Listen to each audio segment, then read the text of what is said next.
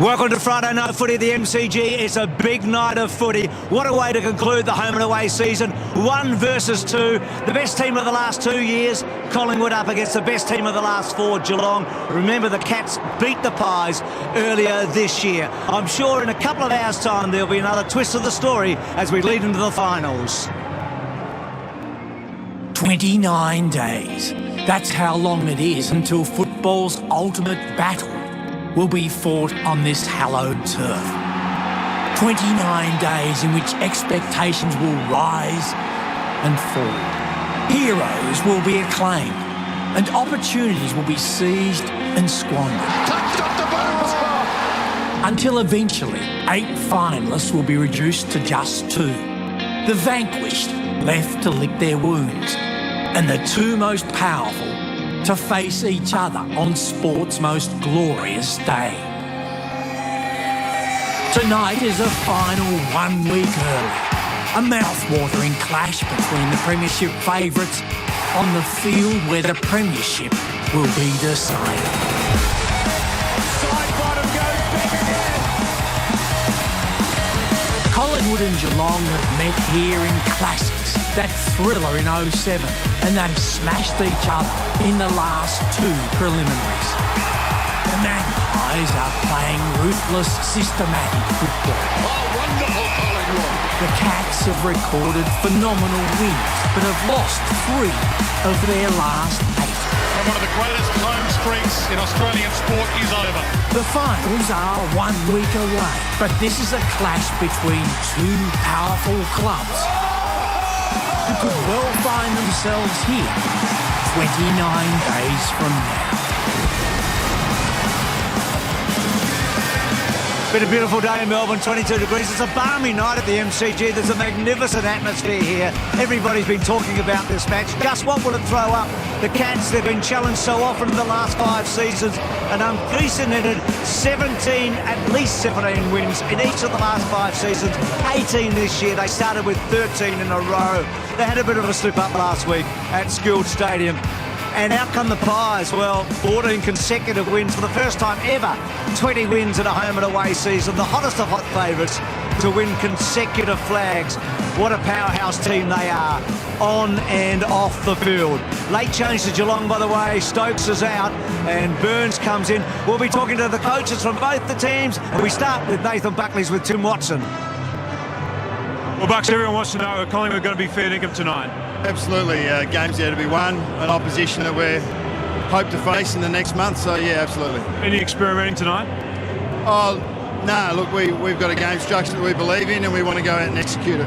The loss of Thomas is significant. Who replaces him out there tonight? We passed the baton. We've got blokes that we expect to play roles. Obviously Daisy, a bit of a wingman, midfielder, mid forward as well, so we believe that we've got the cattle to be able to replace that. Last time you lost, they kept you to 62 points. Are you expecting another low-scoring game? Yeah, look, I think it'll be bruising. I think as much as you talk about boxing here and leaving something in the tank, the reason these teams are where they are they're competitors. They're full of competitors, and I reckon it'll be nice and hard. Good luck. Cheers, thanks. Well, Chris, no Cam Mooney tonight. Does that mean you've settled for Potts, West and Hawkins going forward? No, we're confident they can do the job tonight, but Cam Mooney's definitely in the frame. We have no problems at all bringing him back for a final if required. Yeah, Lonigan is out injured tonight. You've got the 2 big keys down there for Collingwood. Who does Matty Scarlett start on? Oh, he'll probably start on Dawes, I'd say, depending on the way Collingwood line up. But we've got Melbourne down there, and we think Josh Hunt can play tall as well. So, while they're very good players, we think we've got the players to match them. Now, round 8, you're the only team that's beaten them all year. How are you going to beat them tonight? Oh, we think last time was pretty instructive. We were good in the contest and we tackled really well. So, hate to be boring, Richo, but high-pressure games are always the same. The side that's the hardest generally wins. Good luck. Thanks, Richo. So Chris Scott there after Nathan Buckley, 2 men that know the MCG oh so well. Lenny Hayes and Tom Harley. Tom, Thanks very much, Bruce. Down at ground level, perfect conditions. I'm with St Kilda star Lenny Hayes. All the talk all year has been about Collingwood's press. Obviously, want to force a turnover from Geelong by forcing them to retreat, be flat-footed. So, Lenny, what did Geelong do tonight? Yeah, Geelong need to move the ball fairly quickly, Tom, but they want to use the kick. They want to change the angles. You can't afford to play straight-line football against Collingwood because their backs are so good at zoning off and reading the play. So if you're going to kick the ball, from a Geelong point of view, who uses it? Oh, they've got a number of really good users in their back half. Hunt, Mackie, these sort of guys. But I think the main two are probably Enright and Scarlett. And what about for the bailout? There's got to be a plan C, I guess. Yeah, they're going to have to kick long down the line at some point during the game. So the key is getting a key forward and a ruckman down the line and then getting the crummers around their feet at the fall of the ball. Well, there you go, Dennis. It sounds straightforward. We'll see how the Cats go. Yeah, good on you, Tommy. Right on cue. September rolls around and we've got ourselves a blockbuster right here at the MCG. Lee Matthews alongside me. Lee, which of these two sides has more to gain tonight? Well, I think Geelong have to get their clearances in shape. As the boys just said, if you get Collingwood get the ball in their forward line, it's so hard to get it out. So they've got to be much better in the clearances. They've been badly beaten the last couple of weeks. So it's going to depend on Ottens, West, maybe Hawkins if he has a go in the ruck, and certainly at ground level. Joel Selwood has to lead him in there. Corey's good in the stoppage areas. He's out injured. And then, of course, you've got Kelly. Maybe Paul Chapman has to get in there. But winning the stoppages, that is always the first step to beating anyone, let alone Collingwood. Joel Selwood, we love him. Geelong's current best and fairest, 23. He's averaging 27 possessions a game this season, just rolling on. Stevie J, 42 goals for the season. He's kicked 21 in 15 games against the Magpies, obviously a key component tonight. And Alan Didak is back and firing, 61 possessions in the last 2 weeks. Dids is back, and look out the rest of the competition. So it's Friday night football. In September, we've got the top two. It's Collingwood and Geelong. Tonight on the halftime show, we chat with Geelong coach Chris Scott inside the rooms. Lenny Hayes gives us his thoughts on the Magpies midfield. And Travis Cloak tells us what he's listening to. My own little space, my own little world. It just takes me back to almost a game sense. Sporting cities of the world, no question about that. Pretty night in Melbourne, round 24. And often get to say that. Okay, your call. Tail. And tail it is. Cheers, boys. So Geelong on the toss, and they will run towards the pump-out end of the ground. Cameron Lee. Enjoying a good season, some question marks raised in the last final round, but Ling has defied the critics and come back strongly this year. And from the veterans to a young man in that group, number 10, Daniel Menzel. You get the feeling he's in Geelong's finals thinking.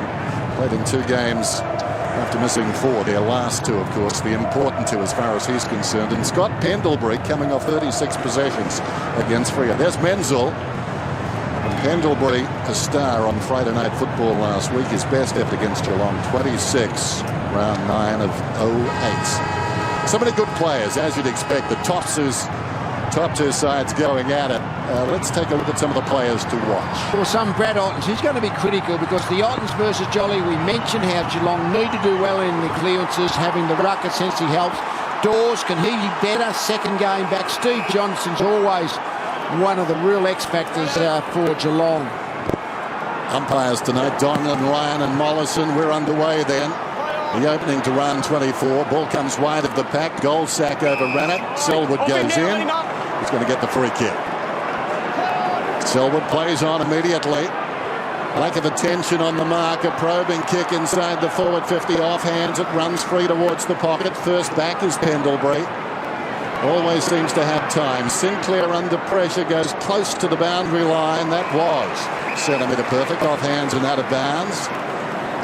Substitutes tonight. 2 little guys. So a throw in just forward of the wing for the Cats. Brad Ottens, free kick. Back cleared out. You're holding him around the waist. Looks inside the 50 again. Sets it up. Plenty of height on this forward line. But in front, as he does so often, Reid. See what an emerging player. Wonderful mark to Pendlebury. He's been fantastic, that's for sure, Dennis. So Pendlebury in the back half to Goldsack. Had a bit of time, not a great kick, and Bartel chopped it off. Wellingham was the target, so Bartel with a careful kick into the heart of the centre square. Selwood, not a good kick. That was a poor effort. Beams to Johnson. Now Tuvey on the right side for him.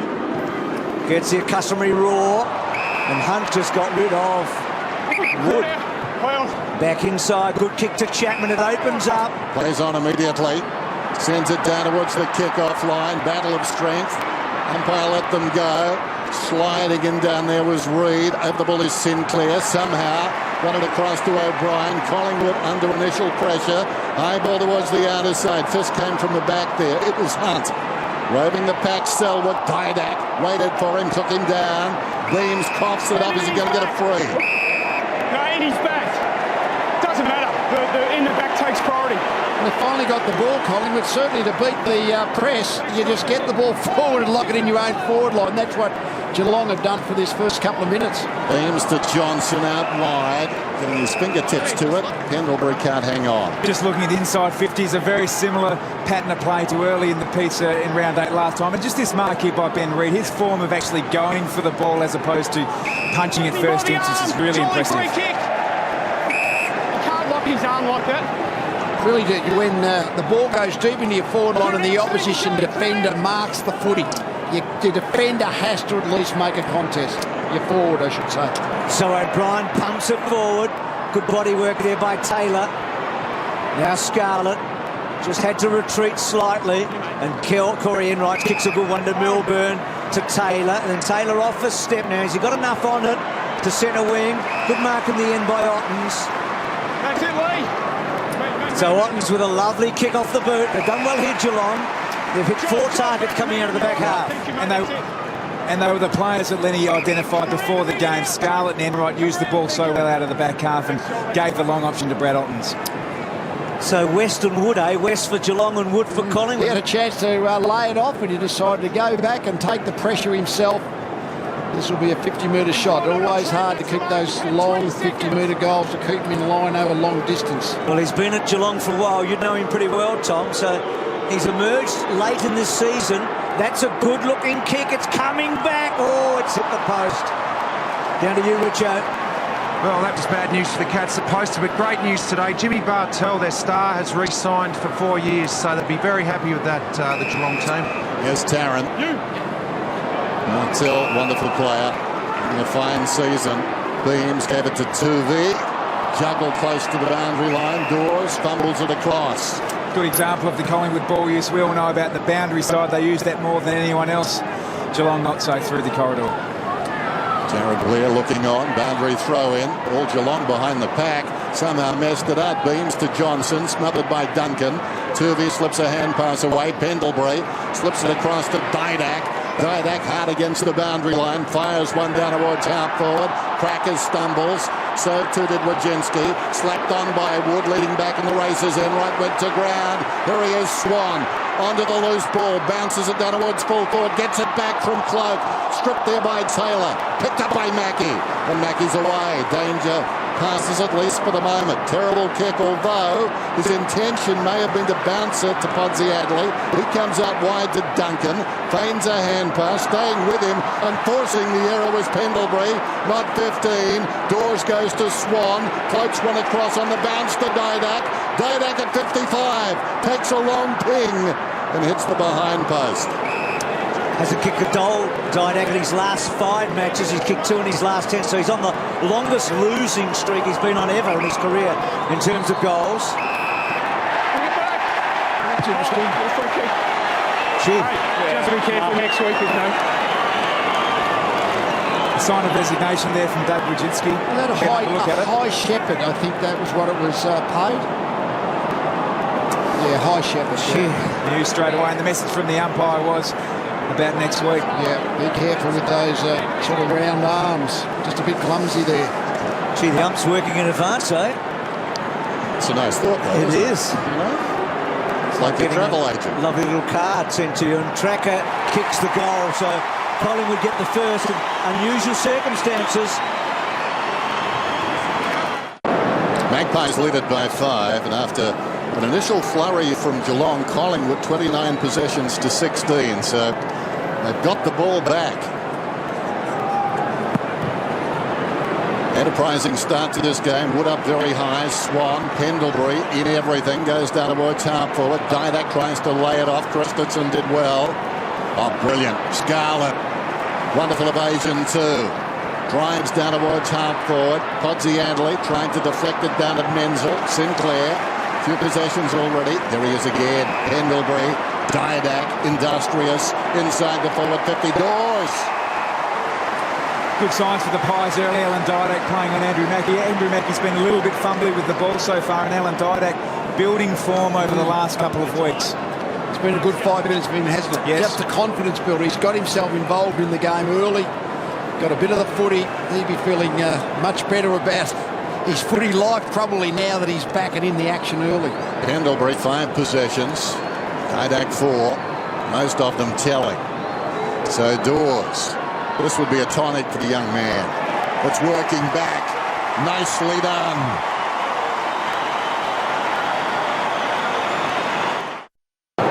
Here's the build-up here. Alan Didak pushing off Andrew Mackie from a turnover and delivering the ball to Dawes. But just down there, contested possessions 13-8. They got absolutely smashed last time in round 8, and it's important to get that back for the Cats. So that's a terrific start for Dawes, along with Didak we've talked about. So Kelly gets the clearance out of the centre. Reid took a chance and didn't quite. Johnson overran it. Menzel was going to try and toe poke it forward. Reid got in his road. Collingwood have been so good across half-back early in this match. Varco, a quick kick forward, running it towards the boundary line. Getting back Brown. Boundary throwing. Down to you, Tim. Good ground level ball in from Varco, but one of the real problems early stages of the game has been Geelong has been able to kick the ball into their forward line. They've taken in there on 6 occasions, but haven't really been able to find those ground level balls. It's a good tap by Hawkins. Varco had a first crack at it, then Tuvey got his hands on it. That ball, Lindsay just threw the ball out, seemingly. Johnson improvising for Silo, well done. Swan breaks the tackle, runs hard. Hunt read it better though, he took off on Jolly. Now he should be able to work this back, and he does. Enright with a little bit of time and space. On the wing, looks inside the forward 50. Collingwood with the numbers, arriving quickly. Hawkins to Kelly.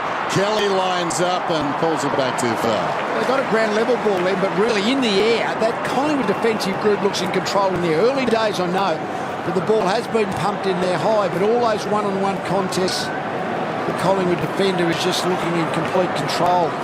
Wow. You can see Nick on the right there.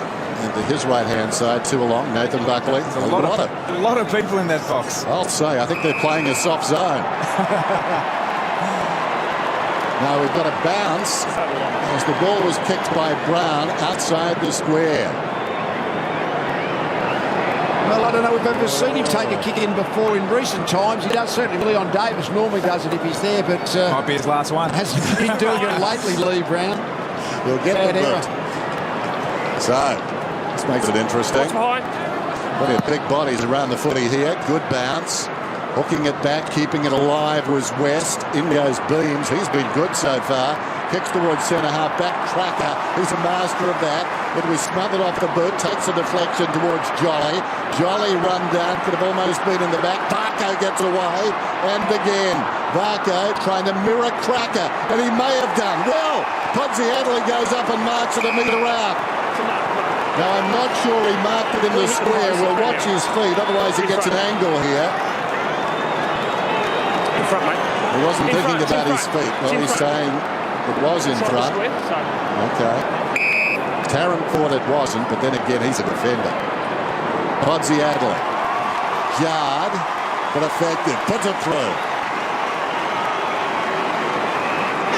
It was an important ball. I'm not sure whether the... I think he's going to nail this. Another score. Jake Elder. So the goal doesn't stand. Tim, down to you. What happened, Tim? We can just see the top of the screen there, top of the right-hand screen, there was Chapman. He's coming onto the ground again now, but it was the first time he actually came onto the ground, crossed the line before the other player had come to the interchange bench. Stu Coates has taken another. Well, that's blowing a goal, isn't it? Yeah. So they annulled the score. Let's get that right. So that's...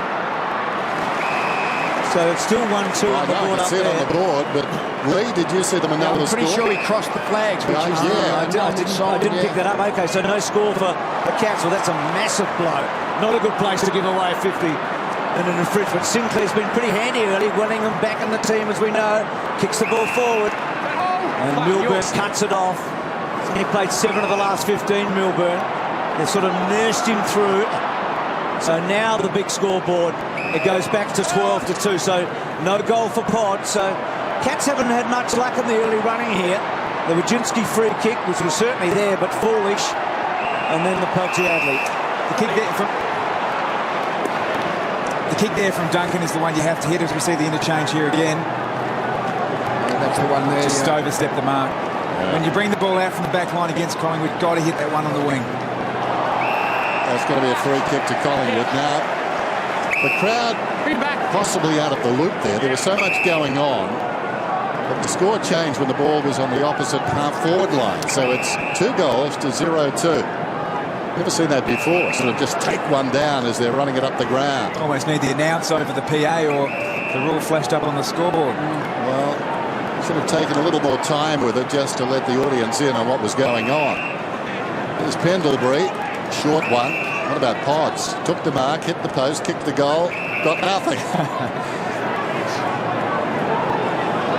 So ball. Drives it out of bounds. Is it? On the full, it is.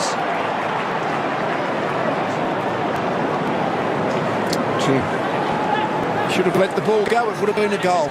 Yeah, Varco was going through. Although then Collingwood would have got the interchange infringement goal down the other end, probably. So. So a hard way to earn nothing for Pods there. Yeah. So the Cats just a little bit on the back foot here. I mean, they've had some chances in this opening term, particularly early, and the obvious one then. So Podsiadly right up the ground now. He's only ever kicked 1 goal against Collingwood. He's never kicked more than 1 in the 4 matches he's played.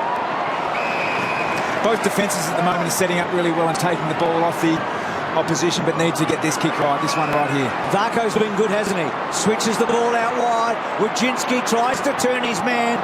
Poor kick. Chance now for Menzel. Can he turn and kick a left foot goal? Well, he's spaded across and misses the lock. So they're a bit sloppy here, Geelong. They cut through every time Scarlett's got the ball in half back. They've looked good. Well, that's 10 inside 50s for 2 behinds net result. So they're getting the ball easily into their forward 50, but they just can't score at this point. West edged under the footy. Swan. They work it out again. Pendlebury, Sinclair. Right on the goal line. Or rather, Johnson. Johnson drives it towards the outer side. Reaching over the top. Milburn knocked it down. Taken high as Selwood. After Duncan. Did nicely with the deflection into his path. So Selwood's got the football about 60 metres out. Goes to the pocket. Menzel. Bit of a sharpshooter, Menzel. And some kismet about this game. If you think back to the last time they played, the last goal Collingwood kicked was disallowed. And the first goal Geelong kicked tonight was disallowed. Not sure what it means, but it's like the Bermuda Triangle out there. Bit of Stevie Johnson about Menzel. Menzel snaps and misses. Now, that's an interesting one too, Tom, because it wasn't allowed after a final siren. So why isn't that play on? I have trouble with that. The step, I think, as long as you don't take a step sideways. But in a game last weekend or the weekend before, a player was told he couldn't do it after a siren. Bryce Gibbs it was. He's got to keep on the straight line over the man on the mark. That's the siren, or it's play on is the call. Yeah. How does that do it? Johnson's kick deemed not to be far enough. Kelly goes with a long one. And he's hit the post again. Well, he's had 2 shots on goal. Missed them both, that one. And so they've hit the post a couple of times here, the Cats. 11-6 now, the inside 50 count in favour of the Cats. But the important stat is 12-4 on the board. So 2 goals to 4 behinds. Didak and Swan, a couple of great mates, chase the same footy. Beams, careful kick. Dawes did really well there to build it forward.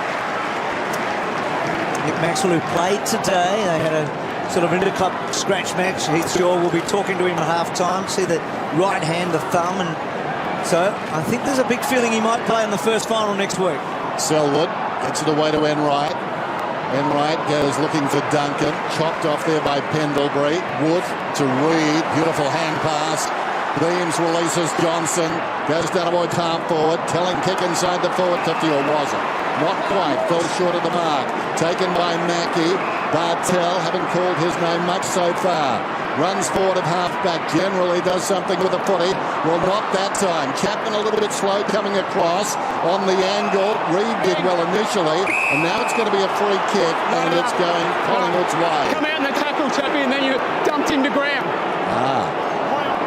Well, Chapman didn't look all that free in his action approaching the footy there through midfield. Reid was storming up. This is O'Brien. Goes back to Reid. Maybe the most improved player in the competition, and that's saying a fair bit. Well, having done that, of course, Tarrant helps him out, goes to Brown. Brown to the outer side. Johnson leads in the race. The ball sits up for him pretty well. Johnson's got Didac. Gee, he has been busy, hasn't he? Had 31 disposals and 30 in his last 2 matches. Asks a bit of goal sack there, and Taylor pings it off. Selwood on the up, okay. Ling on the wrong side, but he's okay usually on the right foot. Duncan had to search, got a good bounce, did it very well. Now can Stevie J turn someone inside out here? He's thinking about it. Over the top he goes. Well, he sets up his mate Menzel, and he has to get rid of it in a hurry. Menzel traps it, O'Brien gets him, and then Pendlebury picks it off. Oh, the Cats are not purring so far tonight. Great decision there by Harry O'Brien to leave his direct man and put the pressure on Stevie Johnson. And then Didac off a step, Cracker takes the mark. Cracker, who got the first goal tonight, just forward of the wing, takes on Ling on the mark, made it hard for Didac, thought his way through it. Pendlebury taken front on by Selwood. Umpire lets them go in. Wright gets a hand pass into the path of Ling. Ling runs to the wing and kicks down towards the 50. Plenty of Magpies. Reid at the back. Ample time. Goal sack. Short one. O'Brien feigns a hand pass. Still may go back to goal sack. No. Decides to run it up. Not much to kick to. One man surrounded by 4 Cats. Dawes in trouble. Taken down. The cavalry arrived. Tuvey pulled off the football. Bartel just flipped it over Scarlett. Scarlett gives it to Kelly. Now Varco. Varco running down towards centre half forward. Lines up. Vacant goal square. Well offline. Just getting it home for a point. They're certainly actually pushing their players, their forwards upfield a bit, Geelong, but every time they go into their forward 50, they look outnumbered because the Collingwood defensive structures holding their position, so plenty of ball for the Cats in midfield, but can't get those easy shots at goal. So Reid bangs the ball. It's a magnificent kick to Tuvey, to Swan off a step. Lovely long kick. They've caught them out here. Pendlebury.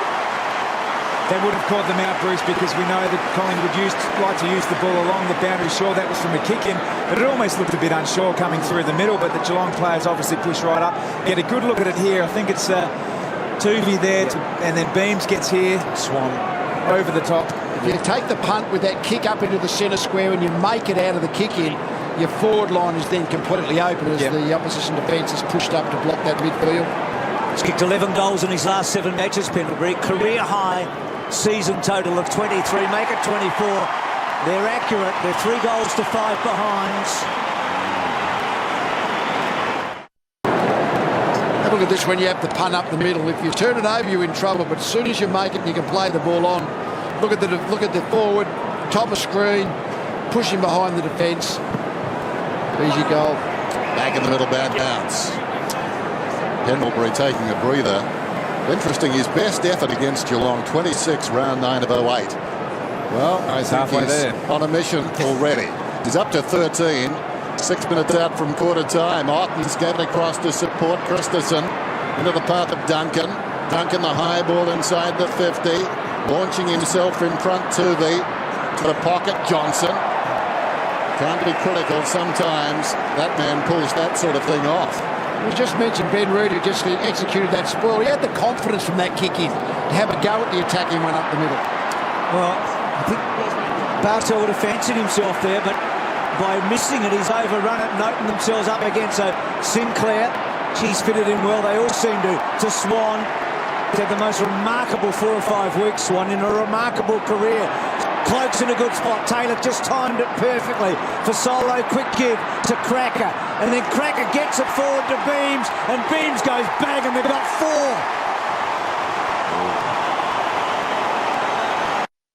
Now, this is the most impressive thing about Collingwood, is just their work rate. Dane Swan's not in the picture here. He's probably just left a screen. He's worked all the way back from the back pocket to get involved here and drive the ball forward. They've got genuine targets in Travis Cloak and real crummers in Cracker and Dane Burns. Urgent situation already for the Cats. Otten's got it across to Selwood. Kicks it down towards half forward. Johnson will grab just outside the 50. Not a particularly good handball. Goldsack trying to get boot to ball. Comes again. Stripped of it. Christensen ran into a dead end. Tooby takes him down. And the umpire calls for it. So I think he's thinking he didn't have access to it. Should have been thrown up again. Not the first time. An appeal hasn't been upheld at the MCG. And he's in the right spot. Mid-pitch. Opportunity now. Wojcinski comes back in right. Just lobs it, but Harry will lead it up. It's interesting, Dan, at the moment. In Geelong's forward 50, they're having two up at the ruck contest. The consequence is that Harry O'Brien or the like is able to sit back like that. Cloak works in front that time, falling to the ground. Taylor went looking for Mackie. Wonderful recovery by Cloak. Look at him work. Had the football, lost the football, then he had Chapman. I think we mentioned pre-game how they've been struggling in the clearances, Geelong. So that price of putting an extra player up and help with the clearance, but the problem is where you kick the ball, you're likely to be outnumbered. Bartel was the third man up. It was a terrific tap, but snared by Ball. Good mark. Taken by Taylor. So Taylor takes a risk. Good kick though. Scarlett's, every time he's had the ball, something's happened in Geelong's favour. Well, Johnson probably should have taken the mark. Second effort was okay, but Collingwood mop up. Smother coming from Duncan. Geelong with a chance. Enright, now Johnson. He wanted to go, but the mark was quickly stood and he couldn't. Now Johnson, that's a good kick. That's a beautiful kick to Menzel. Well, he was caught in between. Goldsack, he had Barco going one way and he had Menzel going the other way. He decided to go with Barco, but Menzel just popped up 20 metres from goal on his own. And we had a good look from Chris Tarrant, who had his direct opponent covered. That's Goldsack top of camera. He didn't know which one to go to, and eventually the one he left, they split well, the Geelong forwards. He's the only teenager playing for the Cats tonight. Good kick, he's got the goal. They've worked hard for their first.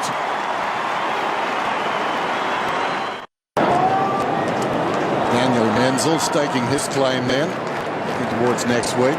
Missed a few games, been back in the team for the last two. From that Roy Laird uni at Elizabeth. On the way down West, tapped it down. Straight to Jolly though. Kelly tied up. Jolly goes back. O'Brien beams towards half forward, reading it best. Wojcinski peeled off the solo, came to the football, took the mark. It's 8-1 now, marks from opposition kicks in Geelong's favour. To the other side, Milburn back again. Drives it down towards half forward. And there's Menzel. Tumbling. Back a metre. It was a good effort. Back a metre, Thompson. Thank you. He'll kick from about 55. Here's a long kick. Gives this one a ride. Magnificent mark from behind Hawkins. Launched himself. I think it was on the back of Brown. Yeah, it was interesting that Darren Jolly chose not to get in there. Normally you try and get your ruckman back for those long, so that jump isn't allowed, but it was good effort by Hawkins. Wonderful mark. Gets the goal. Also shows the value of the really deep entry we saw Collingwood Fremantle. When Fremantle looked dangerous last week, albeit in very sporadic periods, they drove the ball in long, and on that occasion Hawkins was the recipient. I think they'd be a bit disappointed in their defence, Collingwood, just from that point of view, of just allowing a forward the space to jump at the footy. Well, it was in the goal square. And it was 2-on-2. Often you don't see, even if it's a contested mark, it's often 3-on-2 in Collingwood's favour when they can set up their defence like that. So an even-numbered contest, and Geelong get the result. If he had the opportunity, Hawkins, and he took it. At least he had the opportunity to fly and jump unopposed. Did it well. I feel like it's another big night for him, don't you? He's still to prove himself in these really big games. He's had some good moments. He's a bit of a burst player. If he can sustain that sort of effort, he'll be a very, very valuable player. So doing okay in the clearances again, the Cats. Chapman's wide ball. Menzel's been good. Keeps the ball in. Over the top, Reid. And Reid shrugged him off beautifully to Beams, to O'Brien, who's been the Lucy down back. did okay, Harry. Gee, that was some neat footwork by O'Brien. Gets the ball to centre wing. Ball launched himself and Mackie belted it over the line. Good 5 minutes for the Cats here because when Beams kicked the goal, you felt like they were in real trouble. Centre clearance is 5-2 Geelong's way, but there's a bit of errant bouncing, I think, contributing to a bit of hit or miss around the centre circle in early stages. Jolly, very conscious of West, directs it down to the front of the pack. Pendlebury back on the ground now, immediately held up, ball up. Nathan Buckley, exciting times for him.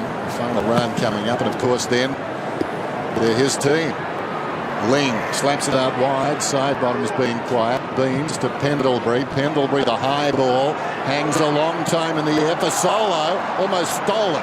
Out of bounds. We've seen for Solo often in the second half of this season just fly for the ball. He's obviously very adept at ground level, but has great timing when he launches for the ball in the air also. He's become such a dangerous player in the second half of the season, the rookie. Jolly wins that tap. Well done by Pendlebury, yet another disposal. Mackie did well there. He actually paved the way for Enright, who had a fumble or two and then decides to bang to the safety of the wing. Bad bounce, but Podsiadly read it okay. Brought down in the tackle, stripped of the footy. Still in dispute. Kelly got in hard. Johnson got in hard. Podsiadly got down low. Sinclair did really well to Johnson. Brilliantly done to Beams. To Didak. Sweeps it out wide to Wellingham. Back to Pendlebury. And then Pendlebury so neat to ball. Gee, Pendlebury having an amazing first quarter. The kick in. Oh! Speaking of amazing. Wow, Wojcicki. Gets it across the face of goal. Here's Mackie. Squad has had a bit, hasn't it? Oh. That's got out of bounds. Menzel, an involuntary boot to the ball. Not quite sure what he was thinking. It goes on the bounce out of bounds. Wojcicki. Can't complain about the big jumps. We are seeing a mark of the year just about every round of footy. Aren't we? As players are prepared to jump from behind.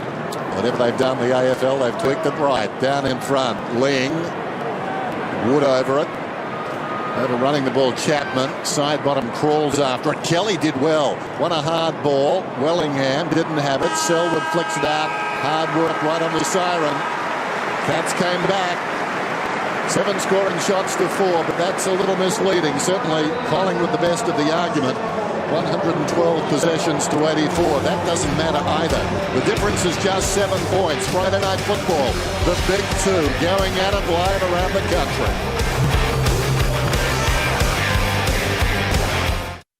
Taking marks at half-back and then launching it forward. 17 inside 50s. That is a lot. That never happens against Collingwood. Early in the quarter, they were going too wide. The key will be going forward, hitting up the smaller players. And the player that got them back into the game was Menzel with 3 marks on the lead. They have to keep doing that. Good bounce to start the second term then.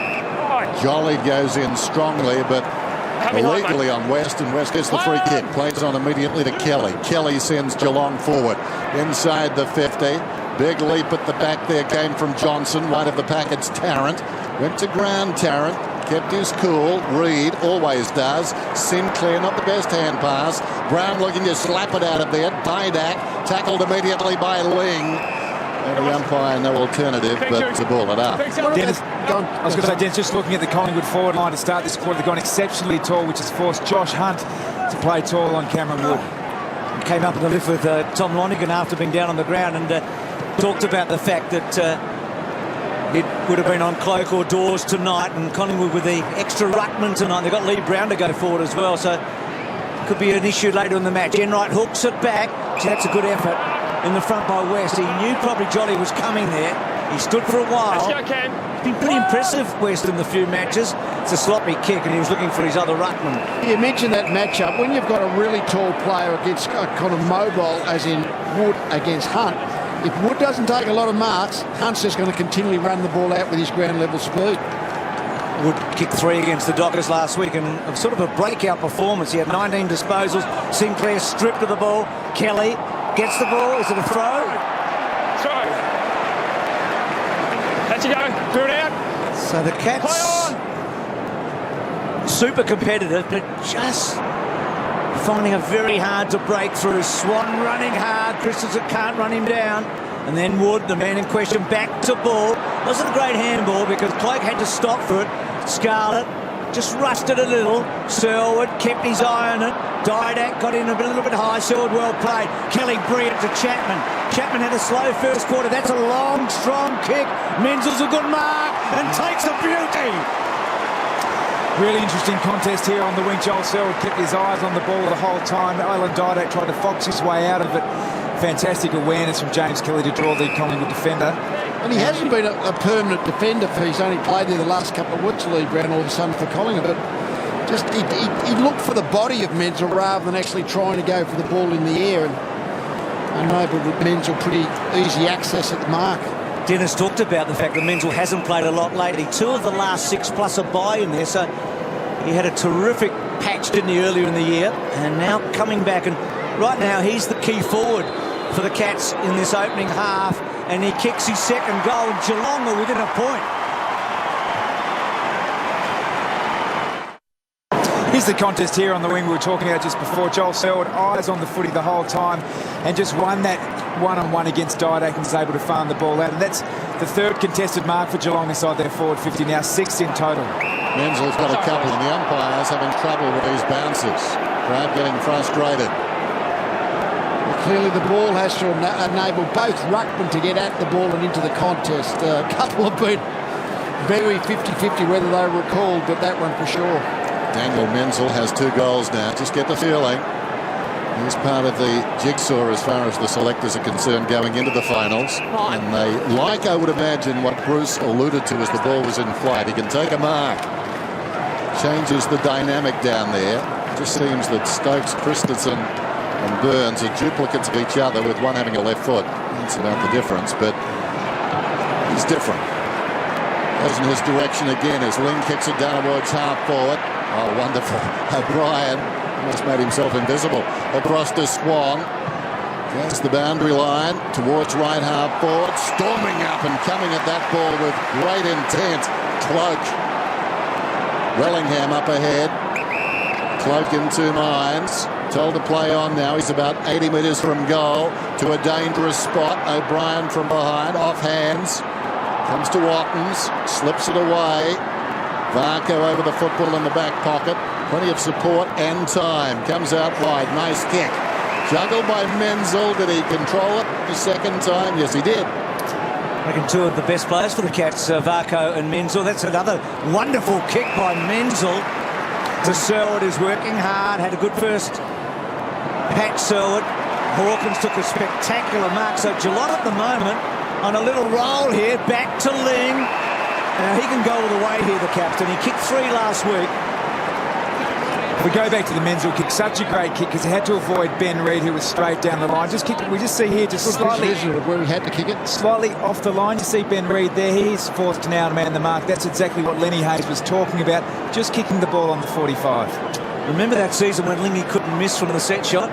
He had a remarkable strike rate. He's only had 2 set shots this year. He's kicked 16 goals, but very few from the set. And that one he sprayed. Has it got the distance? Well, it hasn't. And Potts, well, Potts is having no luck at all, is it? Having no luck. Anyway, Ling didn't quite get it. It's all square at the MCG. Well, golly, what was he thinking there? It was like the guy who introduced the cane toad to Australia. It seemed a good idea at the time. He was hoping it was over, wasn't he? Yeah, just let it go.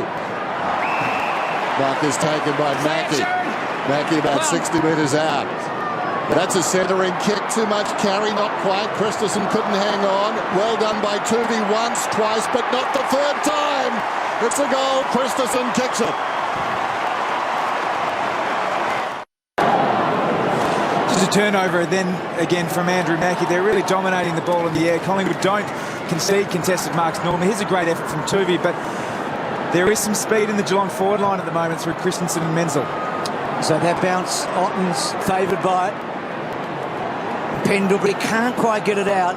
This is the moment, Lee, that I reckon a Daisy Thomas, or Leon Davis not playing that, but a Daisy Thomas, you feel like he could inject himself into the match right now, couldn't he? Both sides are pushing a spare defender back at these midfield stoppages. It's probably suiting Geelong at the moment.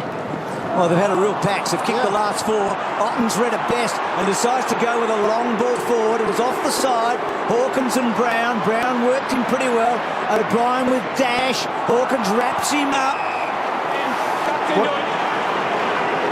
What I reckon we're seeing at the moment is Lee Brown playing tall as a defender. Nick Maxwell can normally play that role, but also read the ball and be offensive going forward.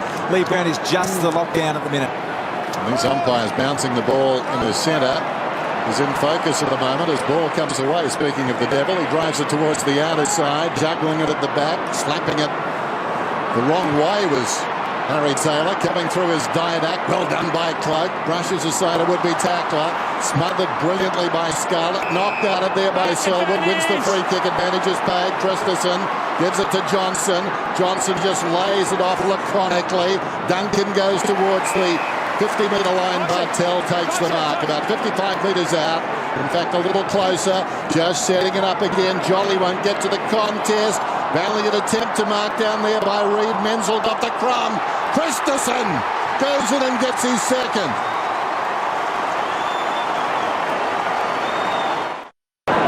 Well, that was outstanding play there by Christensen. See the tap out there from Selwood, and then Christensen just onto the ball there. But it was the work he actually did at half back. He ran the ball from half back. It was he that actually cleared the ball in the first place. So his work rate in this third quarter has been outstanding, already up to 6 touches. So they've kicked the last 5 goals won in this match, Geelong, and lead by a couple. Winning so many of the clearances. Kelly didn't get much on it. Sinclair to Tuvey, building the ball forward. So Collingwood, who haven't had it inside their forward 50 for a long, long time. Cloak had it stripped. Mackie didn't panic. And Geelong's ball use a lot better in this term. Wojcinski to West, to Wojcinski. That's a good move. Back to Wojcinski. Running bounce. Second running bounce. Clever. Over to Pods. He can kick a goal. He leans back. They won't take that one away.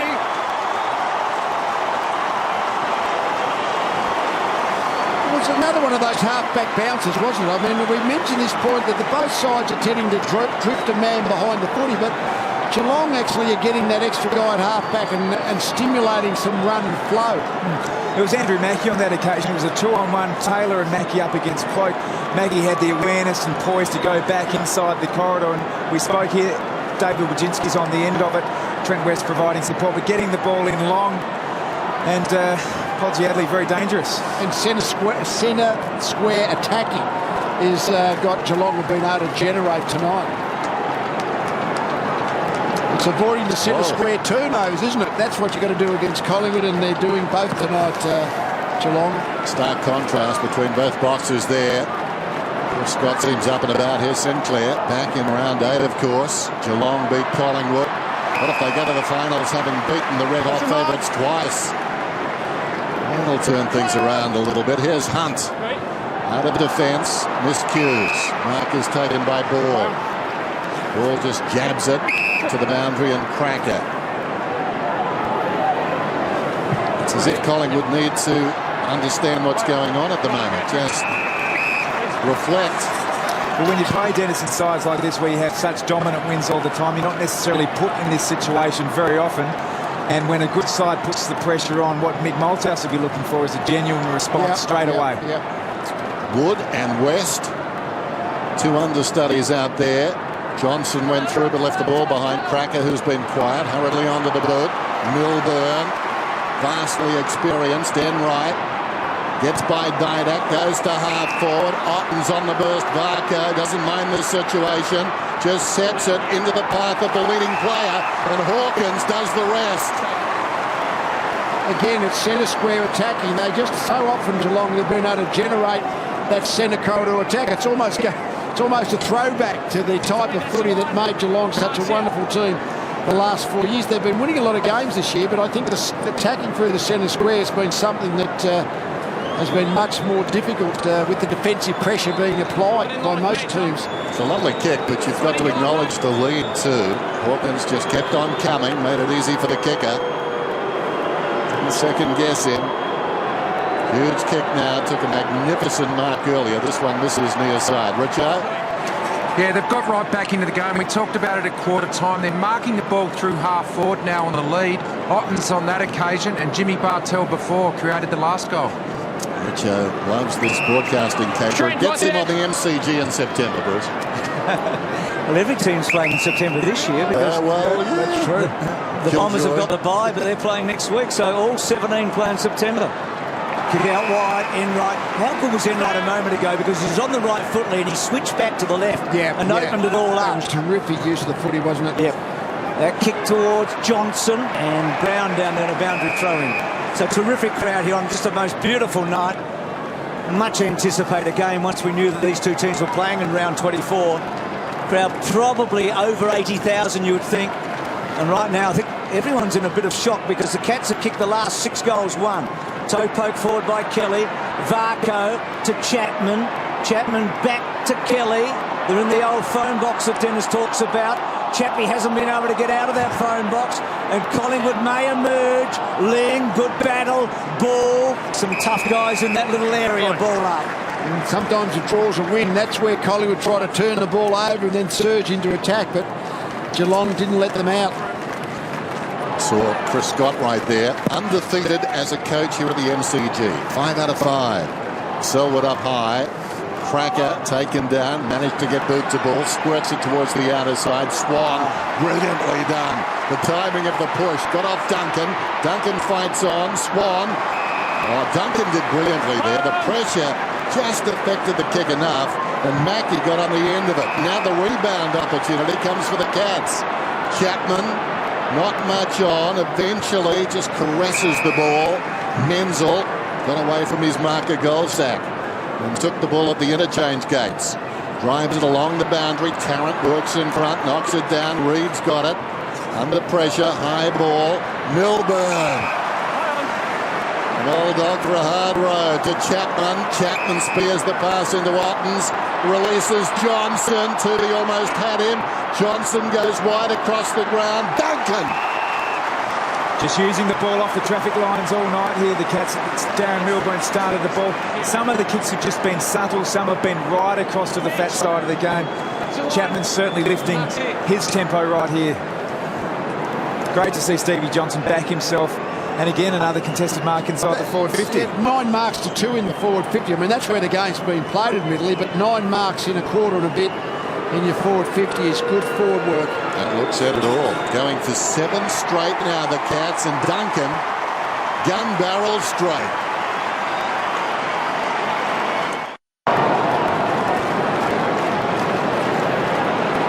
Just you see this. Another half-back turnover. Yep. Slightly just getting the ball off the traffic line. It was a handball to Chapman, then the kick just slightly off the line again to Wattens. And again, another one further across using all aspects of the ground. So Jolly has a second crack. 24 minutes ago, Collingwood led by 19 points. Yeah. So it's been a 7 and a bit goal turnaround What's here. 14 scoring shots to 4? That's a fair indication of how well Geelong have gone in this first piece of the game. Put it this way, if Collingwood were 7-7 and Geelong were 4 goals, we'd all be a bit worried, wouldn't we, about the second half competitiveness in the match. So Selwood. What are the clearances? It's still 8-11 Collingwood's way in clearances. Duncan running hard. Gee, that's a good mark again. We've talked a lot about Duncan and Menzel in the same sentence this year, haven't we? Christensen. So Duncan back. Selwood, they've used that a lot. And Mackie likes it off the boot. He put his arm out the moment he kicked it. They've got 8. Playing well. What do we get out of what tonight's game again? That's good practice. Good match practice, maybe. So the boy from Glenelg in South Australia turns 27 next week. On the run, a goal from 50. Lifts the team. Hard not to. Wellingham, rarely sighted. Could be playing for his immediate future inside the centre square. Sends it long. Taylor from behind, some holding. That will go against Taylor. It was a brush of the arm. It's against you, Darren. It's it. Oh. Darren, it's against you. No. Just locked his arm up. You got a chappy? Didn't see that. Yeah. Come back on. No, when you see it, it'll be very clear. Just hooks his arm like this so he can't when go you see that, Thanks, that particular bit of vision. His arm was like this. It's good to watch for umpires, isn't there, in that situation? They're coming from all directions. And how big is this kick? Dawes. 25 metres out, kick is on the way, and he gets it. He's got 2. Gee, that stops the rock. But Geelong have done a lot of damage in the interim. Yeah, it's been a big 20 minutes of the second quarter. We mentioned how well Scott Pendlebury had 16 disposals at quarter time. He's still got 16 disposals. He's actually stalled in this early part of the quarter. Geelong have pretty much owned the footy. Well, they have a 30 possession differential at quarter time in total disposals, and now it's basically squared up at 141 to 140 in Collingwood's favour. So just can't get their hands on the footy.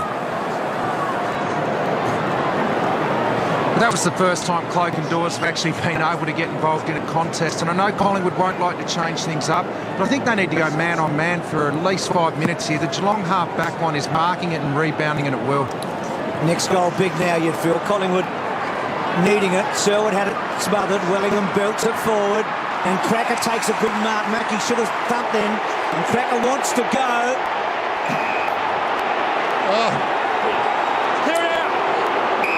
So a lot of activity happening right there. No 50-metre penalty, right decision. Cracker was desperate to get going. We saw him barrel one last week, but not this time. Back to O'Brien. So Collingwood going the long way. Out wide to Brown. I think shocked a lot of people by announcing his retirement a couple of days ago, including his coach. Mickey saying it's not a bad thing to leave with a glass half full. So Tarrant. Gee, Collingwood, the Cracker took that mark, 52 metres out. Back to Goldsack. Well, Geelong have just had a victory, haven't they? That's a massive win. All the Geelong players getting back in their defensive half. Now, this is the work rate. Brad Ottens and Darren Jolly pushing up to take this centre clear. But that's the indecision. It's the first time we've seen for a long time some real indecision in ball use from the Pies. Counts by 25. Duncan hit the pack hard, rolls across towards Ottens. It's going to be a free kick. It's going to ball. Right on the wing.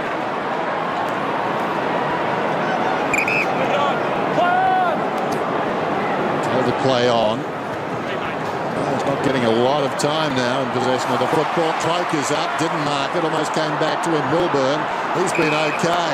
Bit of luck involved there, got it to Johnson. Johnson is feeling it. That's a dangerous sign. Bartel got the football almost unexpectedly. Goes to Barco. Barco spots a loose man, Christensen, who's booted to. These youngsters really injecting some zip on the forward line. What about the use of Johnson off half back? You get a good look at it here. It's been a preparedness to come back inside by Geelong all night. I mean, they got turned over in their last preliminary final. It might have changed their game style a bit, but they're on in there tonight. So Christensen, he's kicked two. This one's on the way. That's beautiful. Sweetly timed. Splits of the middle.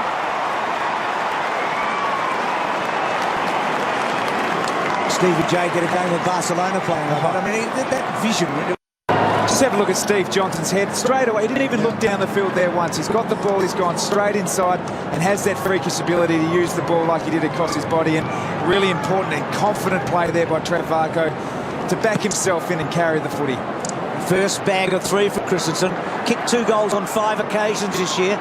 He's the only first-year player out there for the Cats tonight. Wrapped up for Solo and gone. Arms were free the whole way. Arms were free. So the Cats with a real taste. Milburn gets around Swan.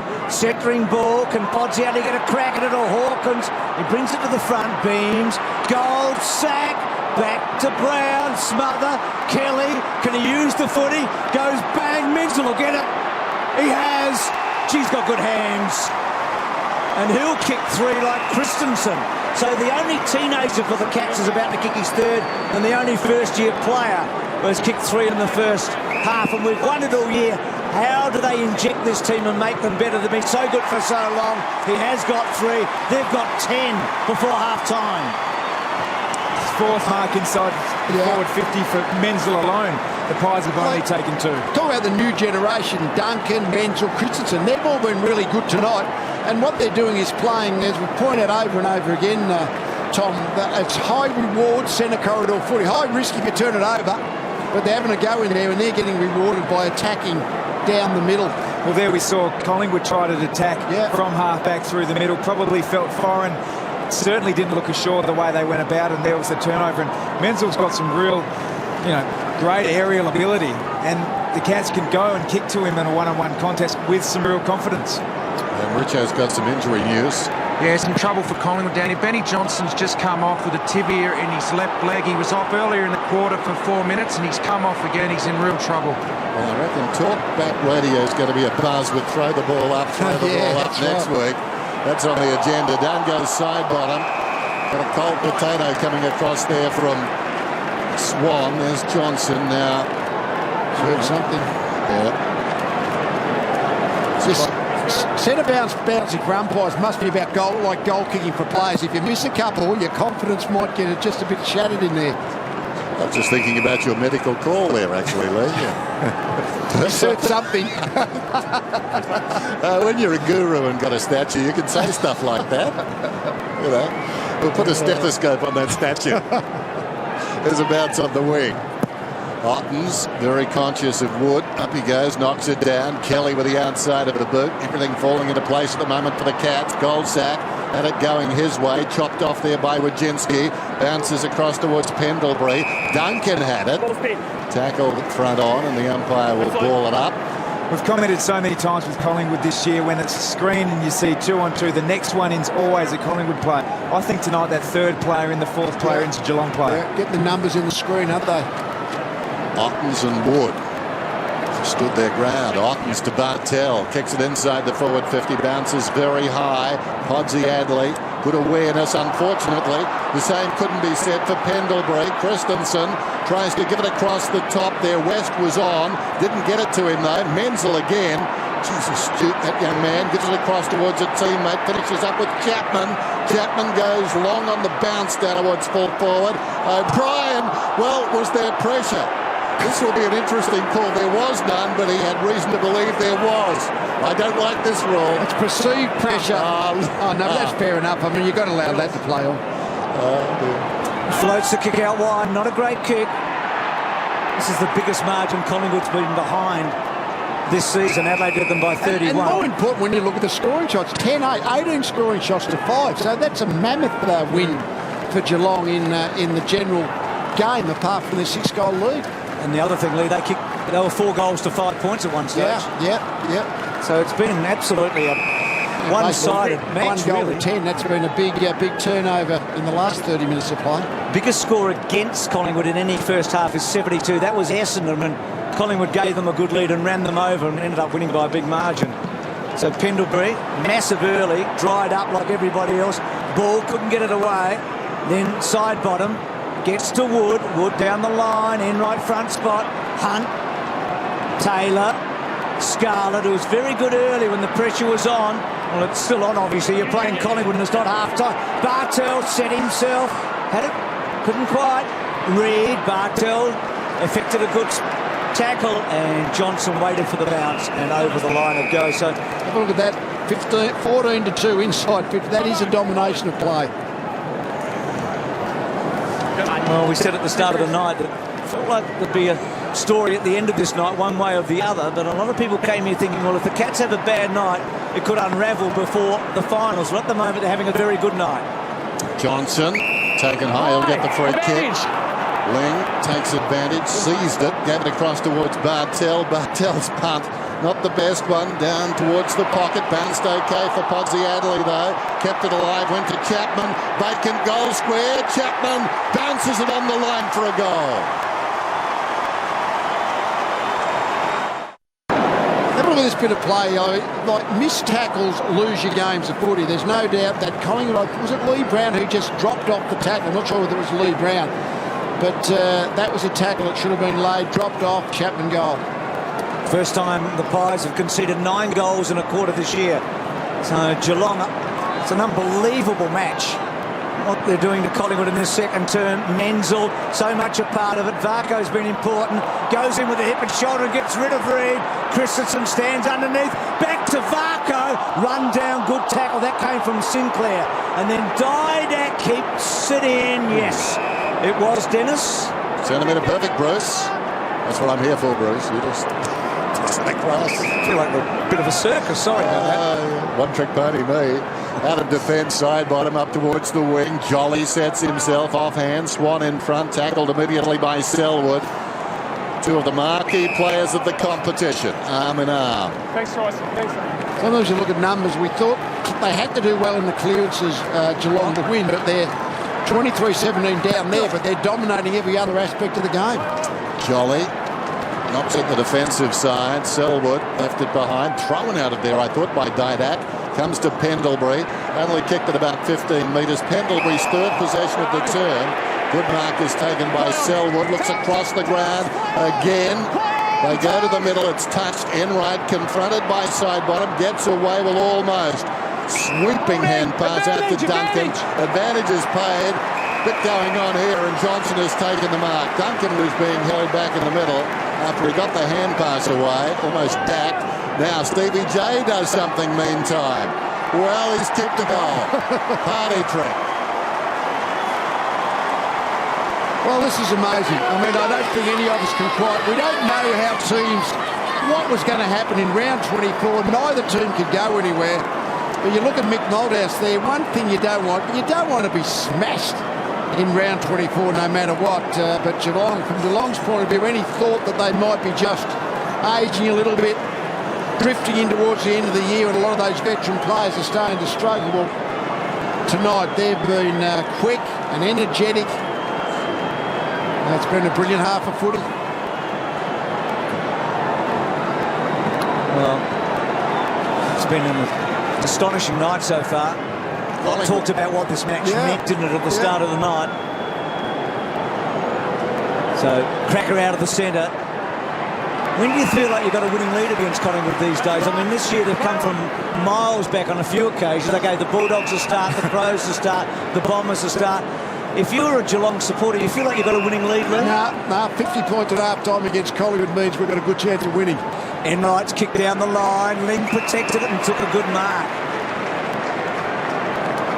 Well, we've seen some amazing scorelines this year with both these teams involved. Remarkable wins, remarkable comebacks by Collingwood, but this second quarter might take the cake just about. Holding! Tyson Goldsack.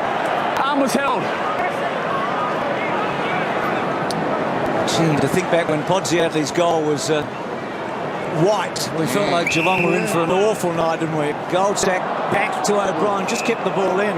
So can the Pies get a late one here? They've set something up out wide to Reid, back to Didak. Gee, started well, Didak, but it's been a long time ago, it feels like, for Solo. One hand wants to go. He's held up. And then goes with a long ball forward. Now, Cloak's the best contested mark in the game. Taylor gets a grip of it. Side bottom runs into a brick wall. It's Milburn. It's an old brick wall, but it's still solid, isn't it? One of the things Geelong did after about the first 10 or 15 minutes is get Cameron Ling as the tagger onto ball. He was trying to chase Swan around early, but that's a better matchup, I think, Ling on ball. Third time under Michael Malthouse that the Magpies have conceded 10 goals in the term. There's the half-time siren. And they will always have power. That's an compelling stat. But they've done it tonight. Resounding Geelong performance. At half-time, believe it or not, the Cats on top, 12-8-80. Collingwood, 5 straight 30. Remarkable. To see whether Collingwood changed their team around it, or will Lee Brown and other... They've got one big guy too many, Normie, and what they did, Cameron Wood, so I guess they'll use them all tonight, but Lee Brown's defensive position might be a bit shaky. Well, as influential as anyone has been Leon Davis across half-back for the past couple of weeks and obviously for the whole season. But we go to the mega wall here. Travis Cloak has actually looked really dangerous when given an opportunity. The inside 50s, they've only had 14. He's sticking the ball. Matthew Scarlett using the ball so well. Scott Pendlebury well held by Selwood, but also quiet in the second quarter. And Daniel Menzel, well, he's played himself into a really important finals contributor. He's the player now of the game, isn't he? He's taken 7 marks and he's playing deep forward. So every mark in there, you've got to either get off your opponent or take a contested mark, kick your 3 goals. Really good for a new next generation player to come to a big game of the MCG and play a big half of footy. Showed some remarkable poise. That last mark he took with a man bearing down on him too. He just really was so astute, unruffled, took the mark, kicked the goal. Well, Daniel Menzel's had the 8 disposals himself inside the forward 50. Collingwood have only had 9 as a team, so that probably highlights his importance. But he does have a natural feel for the game, both in the air and on the ground, and knows how to make the ball talk when he's got it on a shot on goal. We find, don't we, at this stage of the game, we kind of talk the psychological mumbo-jumbo a bit, don't we? Well, Geelong have done well. They've proved we can take it to Collingwood. You think to yourself, I wonder where they're sitting when they go into the second half. The same with Collingwood. OK, what they've found out is Geelong can take it to us. But, you know, how they go into the second half as you've got 60 minutes of football before the finals. It's kind of all really interesting to know what's going on within the psyches of all the players out on the field there. I think Geelong really need to now go bang, bang, bang also to back up the work they've done in the first half and stamp their authority again, particularly early in the third quarter. If it pans out that way, Mick Malthouse would want to see a concerted effort to come back into this game. But if in three-quarter time see Ben Johnson coming back, his leg's obviously okay. But if the game is genuinely away from Collingwood at three-quarter time, Mick might just say, well, we've got genuinely nothing to gain. Now it's all about preservation for next week. He'll want to see a response, though, Lee, surely. Time. Yeah. Well, it was a rout in the second term. 10 goals to Geelong, setting up a 50-point lead as we start the third term. Not the best of bounces again. It's one down by West to Selwood. Selwood inside the forward 50. The ball sits up on its point. Knocked down by Hawkins. Johnson's away. This could be a fairy tale start. It hasn't got the carry. Ottens goes back, applies pressure there. Ball off the hands of Reid across the line.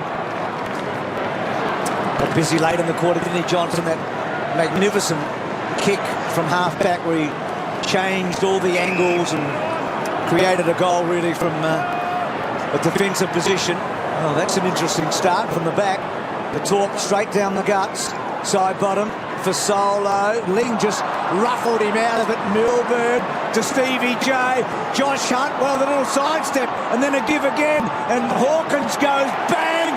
Oh, it doesn't get much better than this. A good break for the Cats. Here's the kick in here from Goldsack. It's a high risk play, but this is the disappointing part from Mick Malthouse here. It's a turnover. There's great intent, but this is just too easy to play against. When a player can dance around opponents like that, then 2 in a row, not hard enough to play against. Chapman almost pushed in the back on his knees, tries to dig it out of there. Kelly goes after it, tackled by Johnson. I think we'll have a ball up. So it's a player who backs his skills going for the torpedo in this situation. I reckon, Tommy, that was the worst torpedo since Charlie Sheen's violent torpedo truth tour, which didn't go as planned. He did that in a fit of pique. Not so Goldsack, but the result still wasn't flash. Bartell inside the forward 50, Reid's in front. Oh, brilliant. Against a strong man. You would think stronger. It didn't turn out that way. Rushed Ottens aside, but his kick is not good. The pressure continues to build. Down towards the pocket from Kelly and Menzel. That's not interesting. He took the mark, Reid, but he went back into the centre corridor. That's not the way Collingwood normally want to play. That's why if you can go to the ball on that angle and you turn the ball over, those centre square turnovers, Collingwood will make him tonight. 16-4 now. Lee marks from opposition kicks in Geelong's favour. This man wants to play in the finals. Kick is on the way, and it just goes left to right. Went the other way and through for a minor score. Went the other way. That's really interesting, Steve. And that's also very interesting. But Steve Johnson, he has the ability to kick the ball from left to right, and there's been a lot of comparisons between Johnson and Menzel, and on that occasion again. He's going to do it again. He's having another go. And again, he gets it to about the same spot. Enright's little toe poke. Swan, caught by Chapman, brought down by Hunt. And then Selwood just getting the ball forward a little. Enright held up. Down to you, Tim. Dennis talked about the pressure before, and it's really apparent out there, particularly for the midfielders. Dane Swan operated at 40% efficiency with his disposal in that second quarter, 60% for the game. In the last month, he's been averaging 36 touches and 80% efficiency. So Geelong are really shutting him down well, and he's not able to get his disposals to the rate that he would like to have them at. Bulls, quick kick out. Enright sweeps the handball. Duncan back inside to Selwood. Back inside. Wojcicki's got the burners on. The big hook. Does it stay in play? It's a behind. It's just going so fast, Wojcicki couldn't get a better angle in the end. Interesting player, isn't he? I mean, he's 30 years of age, but he has talent. That's not good. Quite sore. Yeah, that's by the look of it. So Johnson's back on, but that didn't look good for Tarrant. No. So Nathan Brown, obviously, Tarrant's been the perfect foil for his knee injury, but if this is a significant injury, this is... Well, that's the nightmare of round 24, isn't it? Huge finals play. Johnson left it behind. Kelly grabs it, kicks it out towards the boundary, gains about 25 metres. You'd put him on a stretcher, I reckon. You wouldn't want him to run off. That's what it is. It looked like he was holding his ankle when he was first impeded.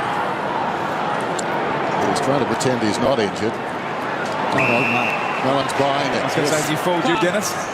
Not even me, Tom. There's Swan on the outer side. Looping hand pass over the top. Didak sold into trouble. Arriving quickly. There was in right out of bounds deliberately. Was it? I would have thought so.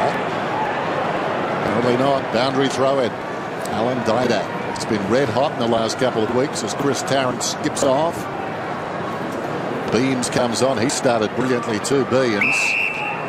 He's got 16 possessions now, but bear in mind he had 14 at quarter time. With the goal, Dennis. I mean, Pendlebury had 16 with the goal. They led 4 goals to 5 behind Collingwood. It's now 5 goals to 13-11. But probably the big story right now is Chris Tarrant. Selwood.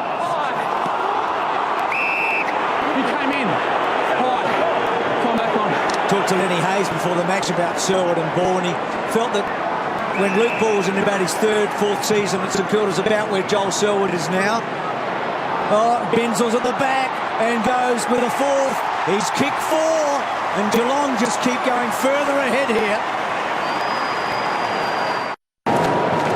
Just as we see the goal here, an interesting statistic if you look at the inside 50s. Collingwood and Geelong have now played 6 and a bit quarters of footy. The total count is 103 to 56. Yeah. Geelong's favourite inside 50 differential. So Dan is the man. He's got 4 goals tonight, equals his career high. Previously did it against the Saints round 13. Get the feeling he might better that tonight. Ball falls in front from the pack, taken by Brown. Christensen got into his move early. Well done, Pendlebury. Ditto O'Brien. Ball, a bit of a fumble. Problem. Gets it across towards Beams, who'd fallen over, stolen away by Christensen. Goes down towards full forward. Reid will get a free. He is just a dashing defender, old style, in as much as he just comes to the footy, Reid. If there's jostling going on, invariably he doesn't initiate it. Didak close to the boundary, Pendlebury, and it's out of bounds. Yeah, I think the Geelong, I think Podge Adley's decided that actually he's better body to body with Reid, so he's looking for the contact. Reid's looking for the footy. And so far, Reid's been the winner. Tossed in. Nicely done by Ottens. Got it down to Johnson, to Duncan. High ball, that'll be awkward. Tough to mark. Wojcicki and also Tuvey. Bartel flashed it out. Back to Chapman. Chapman hurled up. Wojcicki goes back to Kelly. Kelly with a high ball. Now here is Podsadley and Reid again. Good contest and over the line. Since that early 4 goals to 5 points, it's 90 to 6. Yeah, it's massive. You couldn't imagine it happening. And that sums it up there, 77 to 23%. West had a second crack, brought down, ball doesn't quite get out. Ling, Kelly, back to Mackie. Mackie with pace. Reckon Varco's been really good tonight, and he's getting better by the moment. It was a massacre.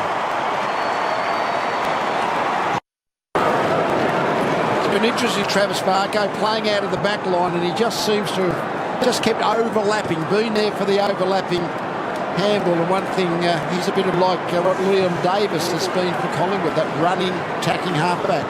Look of resignation on the press there, digging it out of the middle. Ball centred down to half forward, but it's coming back. Scarlett, the high one. This is the first time this season the team has scored 100 points against Collingwood. And look at the clock. Still 15 minutes to go in the 3rd term. Bartel, though, doesn't kick it accurately. Hits O'Brien as it turned out. O'Brien across the ground. The solo takes the mark. Been very quiet, this talented youngster. Goes down towards right half forward. The mark is taken by Wellingham. So Wellingham just along the line. Thanks, Harry. Dawes has it. He's kicked 2 goals, but really hasn't been a factor. High ball inside the forward 50. Trying to punch away was Hunt. Christensen being good. Strong tackle got him down. That'll be holding the ball, I think.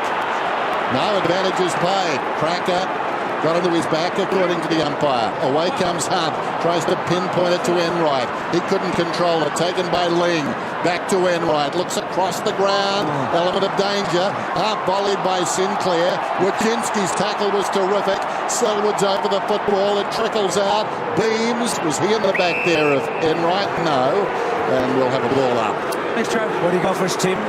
Well, Tarrant's still downstairs with the medicos, and the real concern is that right ankle and whether or not they give it a jab. If they do give it a jab, the concern is that the recovery during the week may be a little bit longer, so that's probably what they're mulling over at the moment. I wonder what Alistair Clarkson's thinking at the moment, having rested all his players.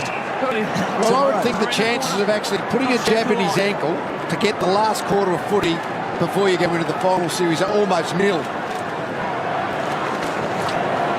Look like he got trodden on by Tom Hawkins. Yeah. I mean, what you could do is put a cortisone shot in to get the swelling down as quick as possible. You certainly wouldn't use a painkiller. And you're not going to put him back on the field to do further damage. So Podsiadly gets the ball back inside. Duncan's just got rid of Didak, but he couldn't quite get a handle on it. West, Pendlebury, well played. Back to side bottom, and side bottom off a step. Gets the ball to half forward. Well marked by Wood. That time he did have a win against Hunt. Hunt's been very, very good in the back half. Wood decides to go wide. Side bottom, and Cracker within range, you would think. Got the first goal of the match from a free kick against Wojcinski when he was standing the mark, basically, and Wojcinski came on. He gives to O'Brien, who lopes up and gives it a good ride, but it's not going to be a goal. In fact, it won't be a score. Is it in play? It is belted back. Wood off the ground and kicks the goal.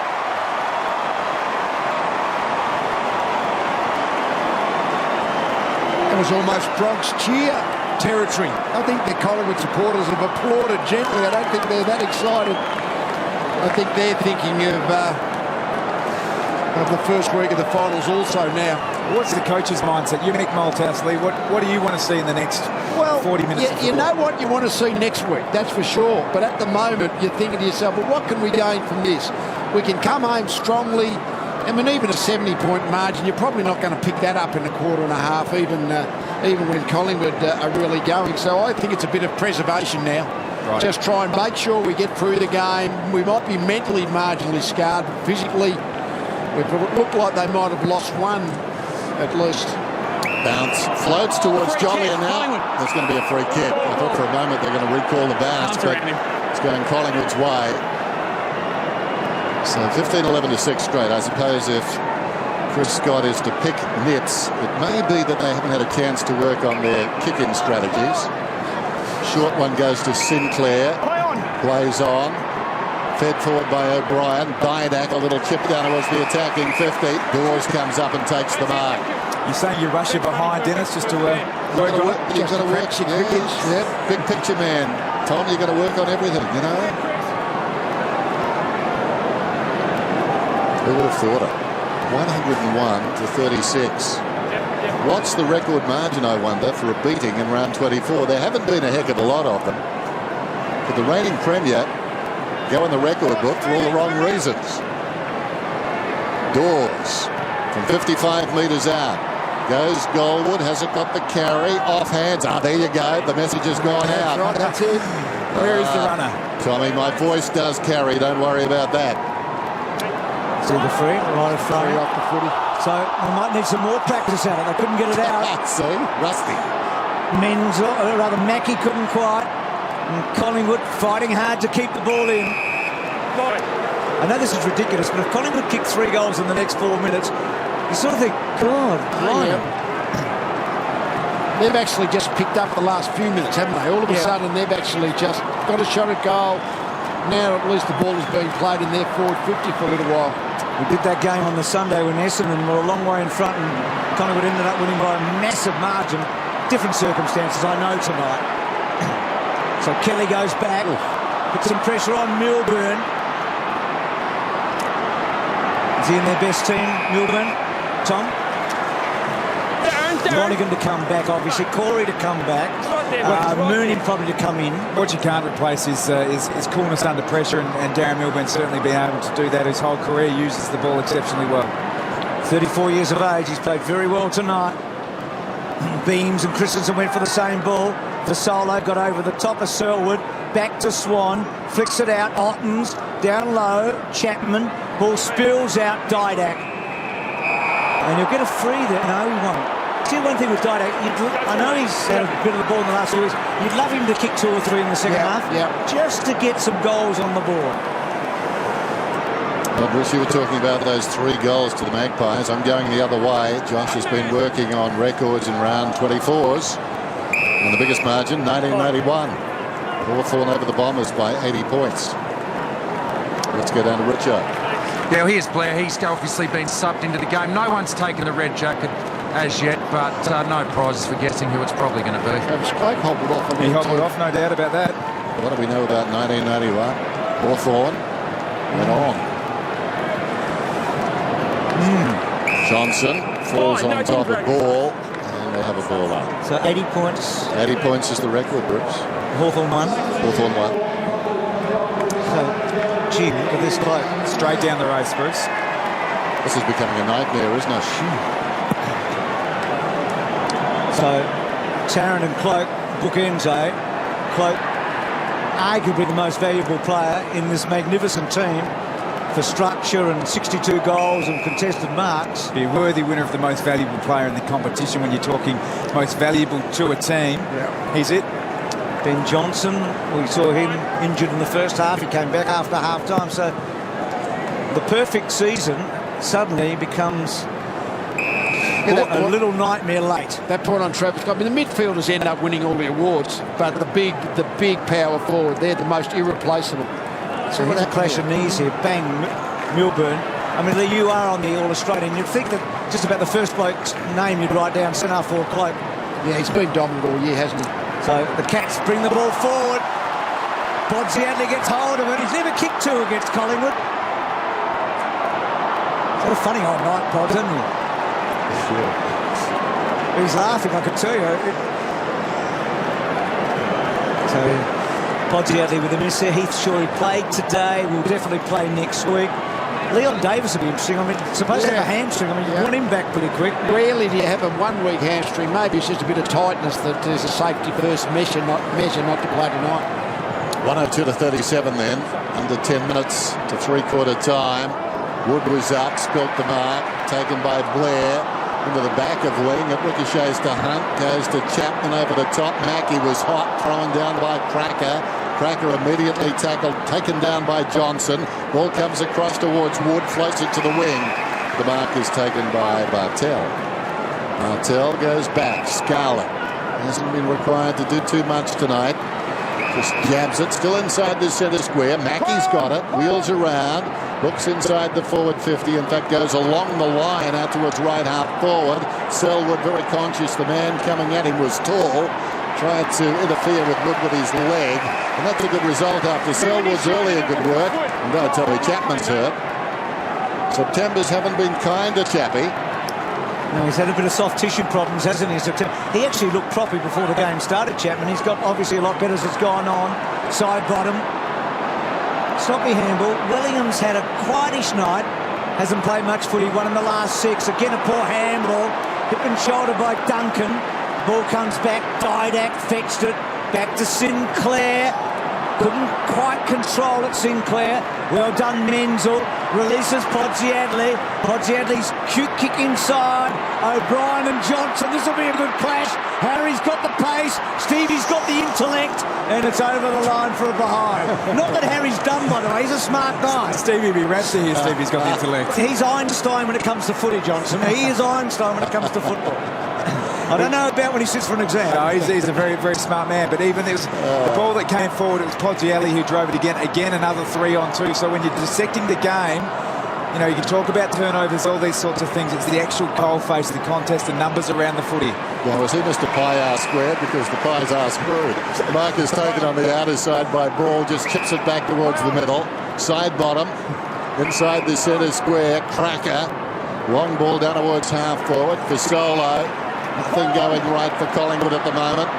Can the young man spark him? Good-looking kick goes down towards Swan, but too easy for Taylor. Reaching over the top, knocked it to his own advantage. Well, he went and found it. Dangerous kick, still inside the defensive 50. Well done, though, Wojcinski.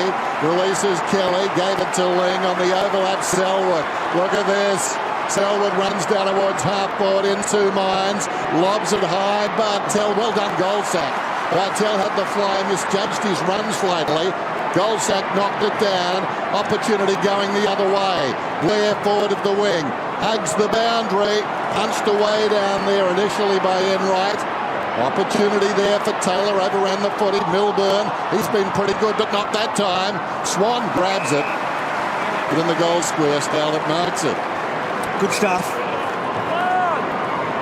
So Ling. He's had a good solid year, Ling, hasn't he? Got a real spring in his step. Kicks the ball down the line to Hunt. And well done, Didek. Free kick, Hunt, I think. That Marcus Garlitz was the 19th to 6 now marks against opposition kicks to Geelong. Gee, that's big numbers, isn't it, in the Cats' favour. So Hunt and Weston a boundary throw in. Joel Corey, obviously, to come back. Here's Harry Owen and Stevie J. Like to see more of those two going man-on-man, ball for ball. Thinking of the Cats, Lonergan reckons he'll be back next week. Advantage. Corey, well, he's important. And looks like Mooney will get a chance. Johnson went without it. Hassled out of it by Scarlett to Chapman. Geelong winning all those one-on-ones. Lovely switch out wide to Enright. Enright, dinky little kick, Duncan to Varco. Varco hasn't got the full pace quite yet. Goes with a long ball to full forward. Big flies from everywhere. Pod's almost got hold of it. Ball hasn't quite come out. Menzel's he's got a handful for the first time ever. 5 big ones. Just watched that contest again. It was another outnumber. The Geelong players went to the contest. Harry O'Brien just chose to be the release player when he was outnumbered at the coalface. And we get a good look at here. The ball comes in. Here's an even number contest now. Hawkins goes to the ball. Yep. Side bottom comes in. Harry, man kicks a goal. It's a dangerous area, that 10 to 15 metre out area. When the ball comes ground level there and it's a contest, you only need one offensive player to get his hands on the footy. It's an open shot at goal. And even if you are going to be that loose man and not go to the coalface, I should say, you at least cover the goal square. Would like his time again there, Harry O'Brien. So Menzel's got 5. Tim Watson's on the boundary. Harry Taylor, who's been getting medical attention all night to a troubling left quad, has now been subbed out of the game, and Burns has been activated. Wellingham to side bottom, floats one inside the forward 50. Dawes was up, roving the pack. Blair, brilliantly done. Wojcinski, and again good shepherd came from Burns. Wojcinski prods it up towards the wing, just short of the wing. Ling takes the mark. Good speed there by Cameron Ling. Ling has done his job tonight, no question about that. He kicks it towards half forward. Brown, Pendlebury, who started so brilliantly. Johnson, Dawes, sweeping hand pass over the top side bottom. O'Brien goes back to him. Well worked by Collingwood. That was neat and precise. Wellingham, though, in 2 minds, goes to Cloak, and Cloak kicks it directly to Hunt. And they could pay a price here. This is Duncan. So Cloak back on the ground. Duncan. Just thinking about Alistair Clarkson. I reckon he'll be putting a bit of work into Menzel for next week, don't you? Suddenly he's becoming a big factor in September, you would feel, for this year. Christensen to Ottens. So Ottens. Hawkins, good hold. Now that's a good strong mark in the front. I know it was Swan, but he had to stretch. We get the feeling with Collingwood at the moment, they don't normally concede inside forward 50, so Hawthorn exactly the same. They do their defensive work through the middle of the ground. So if you're Alistair Clarkson, you're looking at, OK, well, Geelong have been able to get the ball inside their forward 50, so we do need to win those one-on-one contests inside the forward 50. Kicked a couple, Hawkins. He took a spectacular mark. There's Taylor. He was hit around. He got concussed last week as well, didn't he? So he's had a couple of tough weeks. Now Hawkins going for a third. That ball working a little back, but not going to. And a behind. So it's 30 scoring shots to 7. And my theory about 3 quick goals in 4 minutes, I've dished that, Den. No, don't do that, Bruce. Just had a tweet. You think you're going bad? I've got a tweet for somebody purporting to be Archimedes. I don't think he's into tweeting, is he? I thought he was the Bath guy, but apparently he was the Pi R Squared guy. Well, it's the big story that you're into tweeting, Dennis. No, that's Josh, actually. Josh has taken it up, and he's really pumped up that he's got 280 friends, Tom, and he says most of them actually are yours that have come over to him. I don't think they've forsaken you, though. Here's Goldsack out of the back pocket to the wing and Brown. Wellingham goes down towards half forward for Solo. Takes the mark. Just needs to settle. He's about 65 metres out from goal. Cloak offers a lead in short. That's ignored. High ball. Jolly from behind. Launched himself in front of the pack. Well done by Blair.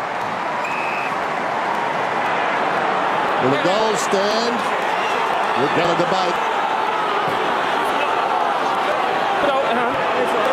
Away. I was 20, 30 metres away, so I'll go and think about that. Okay, all clear. Goal to Blair.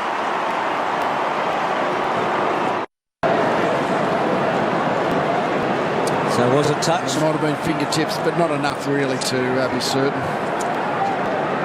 It's a brilliant bit of roving by Blair. Blair's one player there. You feel like he's been up tonight. He'd won a really good match. He's been a terrific player in the season he's played. It was a revelation late last year, but there's been some talk about maybe Fasolo putting his nose in front of him. So Blair having an impact there with a goal. Varco, here he is, Blair, trying to run him down. He corralled him. Well, he's had a good minute, Blair. Advantage! Didak with the advantage, finds Cracker.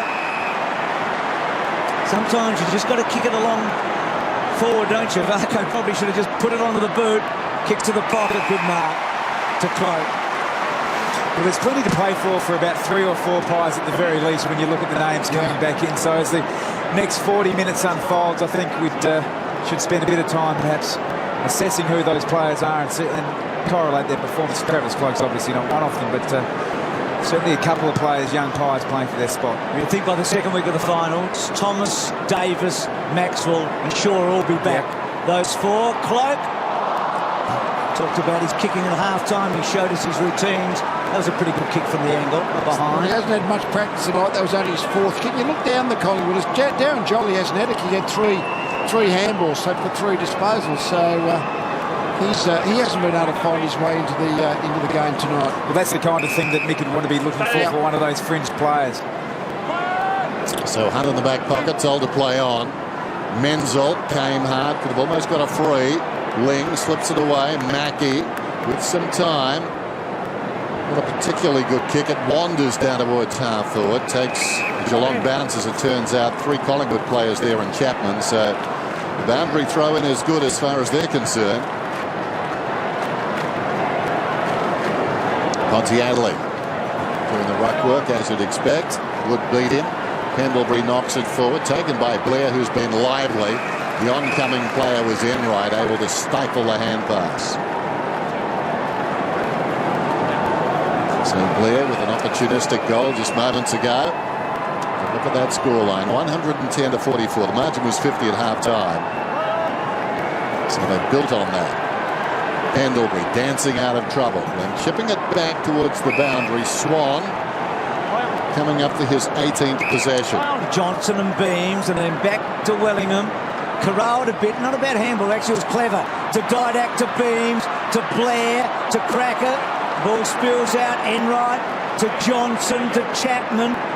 Beautiful sidestep by Chapman. Johnson releases Varco, out wide to Duncan. They're great handball team, we know that. Christensen gets some depth to Pods, well played. A lot talked about how Collingwood had the kick to handball ratio, Geelong a lot more handball. We saw them brilliantly in the back half there. Geelong running the ball. They've been prepared to run the ball out of defence, to take on the centre corridor, come through the centre square. I mean, those tactics failed against Collingwood's pressure 12 months ago, not a bit over 12 months ago in the preliminary final. But they're certainly taking them on tonight. And they're doing it by foot, Bruce. It's 162 kicks to 107 hand passes, so they're up on their season average. And it is worth noting, it's a beautiful night out there, so the skills should be at the top level, and they're executing them brilliantly. So Pontiadeli, just the 1 goal so far. He 49 metres out. Is it coming back? It's not. So a behind. So the Cats.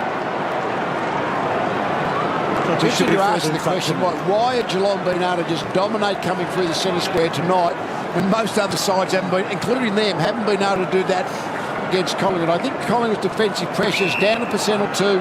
That's all it takes for a good team to cut you up. Brown upended as he kicks a high ball short of the wing. Then right a little uncertain, so safety first gets it out of bounds. Brown's given out a few of those. Kelly arriving at just the right moment. Jolly, by his standards, a very quiet night. Pendlebury couldn't control it. Burns tackled by Wellingham. Blair keeps it going. Just momentum of the tackler took him another 5 metres. Just see some of the hard work here by Geelong, the smothers and the way that they're, and the spoils, the 1%ers. But that last bit of footage there by Kelly on Brown, that's the opportunity that Geelong have got now. They've got the game won, but they've also got an opportunity to inflict some physical pain on their direct opponents. Kelly got the hard ball, went to ground, stolen away by Pendlebury, slapped away there by Selwood against the flow. Wojcinski on the siren. 3/4 time. And again in that term, it was the Cats who called the tune. But the MCG on a Friday night, it's Geelong 16-15, 111. Who would have guessed Collingwood languishing at 7-2-44? His star key forward. Yeah, you know the scoreboard, you're 70 points down, but you can't afford to panic his team by yelling and screaming at 3/4 time. You've just got to allow this game to flow on, learn from it, and say, well, this is a bad one. If we don't work hard enough, this is what happens. Obviously, Christensen dropped a good line there. John, a bit of a chuckle as we start this final term. On the ground, Kelly gets it up. Down goes Bartell. They clear the decks as wanting to have a shot at that one was Swan. Nothing doing. Big scramble. Ball went over the top. So did the footy. Off the ground eventually by Kelly. Sends it inside the forward 50. O'Brien scuttles back. Ample time. Goes out wide. Side bottom has to wait. We'll get a free kick. Advantage is paid. Tuvey runs away. Straightens up now. Kicks beyond the wing but poorly. McBark is juggled out there by Enright. Just the one area of Enright's game, I reckon, at the moment. He's not as confident in the marking. Just a little juggle there, but he's played a big game again tonight. One thing, Tom, I mean, maybe it's because of perception's a funny thing when you're a long way. In fact, Geelong haven't looked slow tonight, and that's been a bit of a knock on them the last couple of years here at the MCG. I think certainly the work of obviously Christensen and Menzel and Duncan and these younger players, they look quick already, but the senior players have also moved the ball. It's been ball speed as much as anything else. Wellingham, sorry Tom, almost stripped by Menzel. Back inboard to side bottom to Jolly, and Jolly with a floater to the pocket, Cloak, free kick. Travis Cloak. Travis Cloak. Trav, all the way up, tapping, it was easy. Yep. Oh. Against Milburn. Just the hold. Well, this is good practice for Cloak too. I mean, he talked about winning a match after the siren. That was his dream at half-time when he was going through the routine. So he's missed a couple tonight. It's not a terrible kick, but he'd love a goal or two in the last quarter. Just want to take something out of the match, don't you? I mean, you've had a magnificent year. They've won 20 matches. They've never done that before at home and away. Best percentage of all time in 22 rounds. Though that's taking a bit of a shellacking tonight, but it'll still be the best at the end of it. You want something out of it. We used to call them confidence pills in games like this. Just get a hand on the footy, feel good about yourself out there. West, Johnson, now Kelly. Got plenty of the football the longer this game's gone. He misses his target though. It runs beyond Ottens, taken by Reid. Slips a hand pass to Goldsack. Goldsack sends it down towards half forward. Pendlebury being held. So Pendlebury gets the free kick. Advantage is taken by Blair. Kicks inside the forward 50. Good defence by Milburn. Knocked it away from Cloak. Under pressure. Hooks it around the corner. Well stifled down there. Mackey's hand pass effective then. Hunt to midfield. Waiting for it. Chapman. Chapman looks across the ground. Running to open spaces. Ling, the skipper. Ling goes short. Demanding the football. Burns. Precision build-up. He's the late inclusion, Burns, as a sub. Stokes not playing. I asked what was his problem before the match, and it was general soreness, so he'll be right next week. Johnson! Oh, almost. Christensen goes back to Varco and gets the goal. They've both been so good tonight, that pair. Oh, he's a nice player, Travis Varco. Nice goal around the body. But have a look behind there, the goal. That's the Ponsford stand. There's a lot of thinning out of that crowd there. I think the Collingwood supporters have well and truly put the queue in the rack. They're going home as well. And if Joffa goes, the queue's definitely in the rack. Otten's knocked it down. Selwood gets it out. Duncan, little give. Varco runs to space yet again. Chapman leads to this football. Chapman in the pocket. Then he left it behind. And again, Toopy does nicely, body to body. That's his go. Finds side bottom. Side bottom out wide. Swan drops the mark and it runs out of bounds in front of Ian Selwood. Hasn't had it all his own way tonight, Dane Swan, after a stellar run at 4. Maybe this is the wake-up call they need. But certainly, there'll be a lot of talk around the town now. Suddenly, the dynamic has shifted. Johnson, Blair. Thanks, mate. It's interesting, Dennis, when you talk about the wake-up call and having been involved with sides that went on sort of 14, 15-game winning streaks, if you actually graph that, just before the loss you feel you'd taper down, but usually the response is straight back up. Brilliantly done by Johnson. How he worked his way through there. Little kick by Mackie. Bartel clever. Varco. Chapman. Bang! That's how he kicks him, Chappie.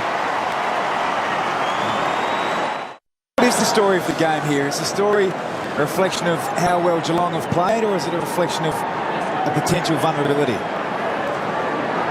It's a good question. I think it'll be more about the fact that Collingwood will... It means nothing to Collingwood and they'll bounce back. I think that's what most people think tomorrow, don't you? Williams, the high ball out towards the wing. Well, I'm sure Collingwood supporters will. Kelly liked his game. He's changed his spots, Kelly. He's now in and under player. A very good one. Ball on the outer side. Chasing it hard is Burns. Grabs it. Looks inside the forward 50. Too long for Podsiadly.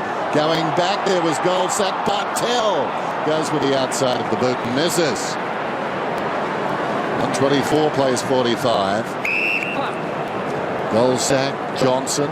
Johnson, like a few of his teammates, started brilliantly. Comes to Wellingham. Lee, what do you think John Worsfold, Alistair Clarkson, James Hurd, Brett Ratton, what do you think they'll think about tonight? Well, I'd be thinking from Collingwood's point of view, it's good in a way because it's convinced them that basic reality is if we don't work hard enough, we can get beaten. So any thought that it's just going to happen is probably evaporated. Not a bad thing from Collingwood's point of view in a way. The Enright just took a terrific mark, something we were talking about a moment ago. Ottens. Off a step, Ottens. Kicks to the pocket. O'Brien went. And Hawkins cleverly done to Johnson, to Pods, who has got his second against Collingwood for the first time in his short career.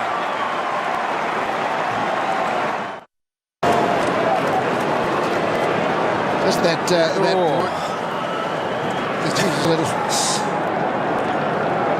Geez, he didn't need that. Oh, it didn't look so friendly, did it? Good bounce, which hasn't always been the case tonight. Chapman goes after the footy. Duncan over the top. Wojcinski got a nice bounce. They've had a few tonight, Geelong. Things have generally fallen their way. Mind you, they've made their own breaks. Christensen at the top to Duncan. Duncan, little chip. Ling's got it. Really no resistance coming from Collingwood now, although having said that, doing very nicely. Ball smothered the kick, gives it across towards Toothey. Ooh, side bottom showed some guts there going back. Juggled the mark, short to Cloak. Cloak's on the wing, Cracker. Running hard, takes the mark. Looks inside, Cracker. Eventually comes back to side bottom. Cracker started well enough, but has not been a factor. Didak, confronted by Christensen, goes back on his right leg and He certainly has some skills. Beautiful along the line to Cloak. Goes long this time. Down towards full forward. And the mark is taken by Scarlett. Wellingham looking for a kick. There may have been incidental contact, but Scarlett did brilliantly. Wojcinski and now Kelly.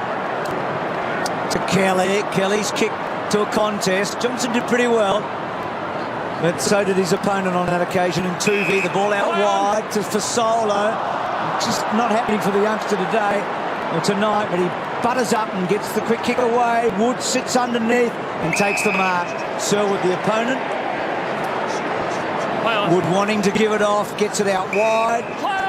Side bottom, loads it up, kicks to the goal square. Jolly's in a good spot, and the ball's through from behind. It's all sorts of little bits and pieces. Goldsack going down the race. We've seen 3 or 4 Collingwood players do that tonight. Johnson, Tarrant, Cloak, and now Goldsack. A lot of them in the back half too. Nick Maxwell declaring that half-time he'll be playing next week. We know that Heath Shaw will be back. Yes, they're kicking practice, Dennis. Yep. So that's a great kick. Now Hawkins. Margin currently at 84, so that's a record for a loss in round 24. More to come. Over the top, Varco Johnson goal. Don't need to practice anymore, Tommy. End to end. Working nicely. View of the numbers, isn't it? You see that the wider Guernseys, that's the Geelong obviously, but so many Guernseys they got free once they got their first kick outside 50. The Collingwood defensive mechanisms, their defensive zones, their tackling pressure, just been woeful tonight. Yeah, it has. There's no two bones about it. Watching them play, they've been so ballistic this year, and their frenetic approach to the football just hasn't been there tonight. Last time a team kicked more than this against them was round 708 Hawthorn, so we're going back a long, long way. And Geelong's biggest win ever over Collingwood is 88 points. So all sorts of records have been established here tonight, not the ones we expected. Chapman, long ball forward. Johnson maybe held on to over the line and the boundary throw-in. Well, just to pick up on some of those numbers, Bruce, in the round 8 game, Geelong had the ball inside their forward half for almost 20 minutes more than Collingwood. That was Collingwood's worst result in 2 years. And a differential inside 50 of 20, that was their worst result in 2 years. And right now the inside differential is 30, so they're going to surpass that again. I tell you what, the other thing as West goes forward, Lee, Collingwood have found it hard to score against Geelong this year. They scored 62 early on in the year. Yeah. Now their other lowest score for the year is 89, so 62 in round 8, and now tonight at the moment 46. So you feel if they do play one another in the finals, that would only happen in a prelim or a grand final, that cats would fancy themselves. They've stopped them twice. Didak on the outer side, goes down towards half forward, like a basketballer. Mackie tries to control it. Dawes, well, he was outnumbered and on the ground. Not a good combination. Short one came from Mackie to Chapman. Now Kelly just knocking up, getting possessions. Kelly up to 25 now. Runs to the wing, jabs it in short, full-chested. Hawkins takes the mark, looks inside the 50, then goes short to Selwood. Selwood about 75 metres out. Collingwood with a lot of guys back. So the short one was marked by Menzel right on the 50. He's kicked 5 goals tonight, the youngster from Centrals. Moving on. We talked about him prior to the game. Just felt he was in the mix. Brought back at a very important time of the year, and he snatched his opportunity off hands and a behind. So Collingwood are going to lose just to one team this year. And the last time that happened actually was against Collingwood in 1915, believe it or not, Carlton.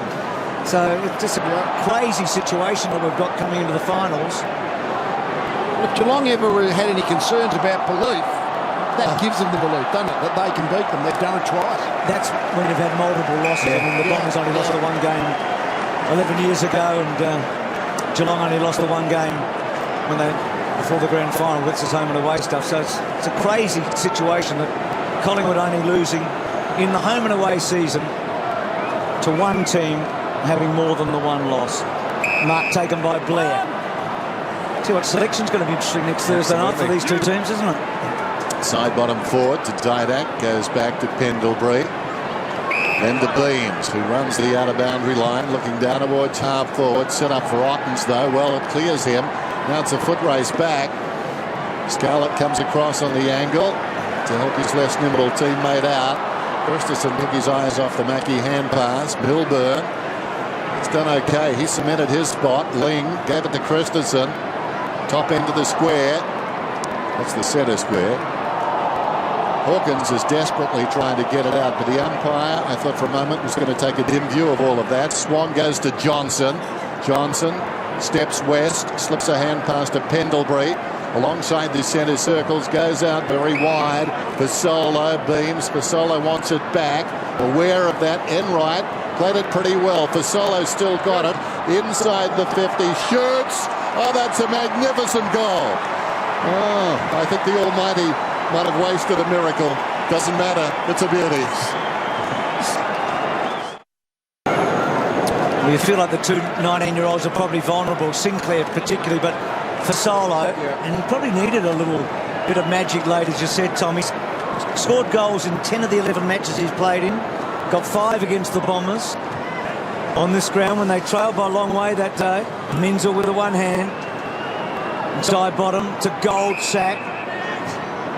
And then Goldsack down the line. Good kick. And mark taken by Fasolo, so got a bit of a spring in his step late. Enright. Is Goldsack the obvious one for Maxwell? I mean, depends on Tarrant a bit. I mean, Goldsack came into the second grand final when they won. Yeah. You almost feel like Maxwell's the Goldsack swap, though, don't you? Goldsack and Tuvey give them their made speed and run-off half. I guess when Leon Davis is back, it's different because he becomes the real attacker. And Shaw, yeah. It's a different setup altogether when both those two are available. Chapman did well. Burns' quick kick forward. Side bottom. Back to Pendlebury. Johnson just corralled. Hawkins. Well done. Kelly. And again, I mean, Maxwell has to play the third tall. Yep. You would think. I mean, okay, let's see what happens with Tarrant. But normally you've got Tarrant and you've got Reid, and then Maxwell may be the third tall. I don't think he could be the fourth tall. Geelong's just manhandled Jolly. And that ball will be a ball up. Yeah, I think that the third tall of Brown at the moment is very one-dimensional. So if you've got Maxwell as your third tall, Heath Shaw also is an exceptional mark for his size. It also enables Harry O'Brien to play that tall, small if required. It's probably a better balance all over. And if Wood doesn't play, Brown plays the second ruckman. That's been their standard setup. You wouldn't think they're going to depart from it, even against the Eagles with two really big dominant ruckmen. There's 85,000 big numbers. Fantastic crowd. I mean, Collingwood have already set a record this year for matches over 80,000. Johnson pushing the back. Ben Johnson pushing the back. Johnson pushing the back. Pushing the back. And the AFL have set a record also for the number of 80,000. How many of those 80,000 or 85,000 are here right now, you reckon, Bruce? Half, perhaps. So Sinclair back. If Collingwood were leading 137 to 52, probably 9/10. Swan. Might even get the Collingwood chart going, I reckon. Back to Johnson. Inside to Tuvey. And then that's going to be a goal. Tuvey. Oh, is it? No, it's not. Enright getting back. Back here. I reckon it's mostly Geelong supporters left, Tom. I don't think they're going to start up the chant. No, you don't want to count your chickens just yet, I wouldn't have thought. So the 7th time we've had 80,000 to a match this season. Just while we're talking stats, I've had one buzz through. The largest victory against the #1 ranked side, i.e. Collingwood in this situation, was round 13, 1983. It was Fitzroy defeated North Melbourne by 150 points. Whether that's got any merit tonight, I'm not too sure, but thought I'd join the stat conversation. Given a good one. So 137 to 52. See, what a difference it would be if it was Collingwood 137 to 52. Yeah. Everyone would have Geelong going out of this competition in straight sets, wouldn't they? There's definitely a story attached to the end of this game. Kelly, sweeping hand pass into the path of Duncan. Sinclair getting off the line of the footy. Varco did well. Duncan slips a hand pass away, still running Geelong's way. That's in the back. Beams will get a free. Chapman over the top. So Beams coming up for possession 25. And as we said, 14 of those in the opening term. Collingwood conceded some late goals in that first quarter after they were dominant. Controlled the footy. Geelong got the last 2 goals of the term and then the first 8 of the second quarter. For only the 3rd time under Michael Malthouse, 10-goal term against Collingwood. Close to the boundary line. Jolly. Going to have a kick. Comes across towards Swan. Wellingham seated. Back to Swan. It worked out okay. Kicks towards half forward. Enright, will he get there in time? No, Cracker gets to the ball first, but it's across the line. Have we seen Wellingham's game? Well, 1-2.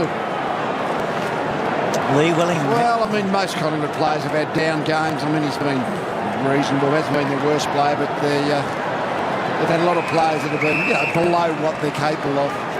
Particularly their back half, really. I mean, to have 20 goals, 17 scored against them. I mean, they've had plenty of the footy upfield, Geelong, but they've been cracked fairly easily, their back group tonight, Collingwood. Jolly belts it back, and then Ling belts it forward. Beam's got a bad bounce. Burns. Good handball, Burns. Varco back to Burns. Lovely kick to Johnson. They're beautiful to watch, the Cats, when they're playing like this, aren't they? They do play a beautiful game. There's no doubt about that. Duncan's long ball in. Chappie's got it. This is vintage Geelong. What's the centre corridor attacks? They're getting away with it. Not often they get Collingwood can turn you over if you try to go back inside. But Tom, I look at this. This is Geelong of 2008, 2009. That bringing the ball back inside, flow ball through the middle. That's what worked for him tonight. He only kicked 3 goals in his last 6 matches, Chapman, before tonight, which is a low number for him, and he's kicked 3 tonight. That's going to do him a lot of good going into the finals.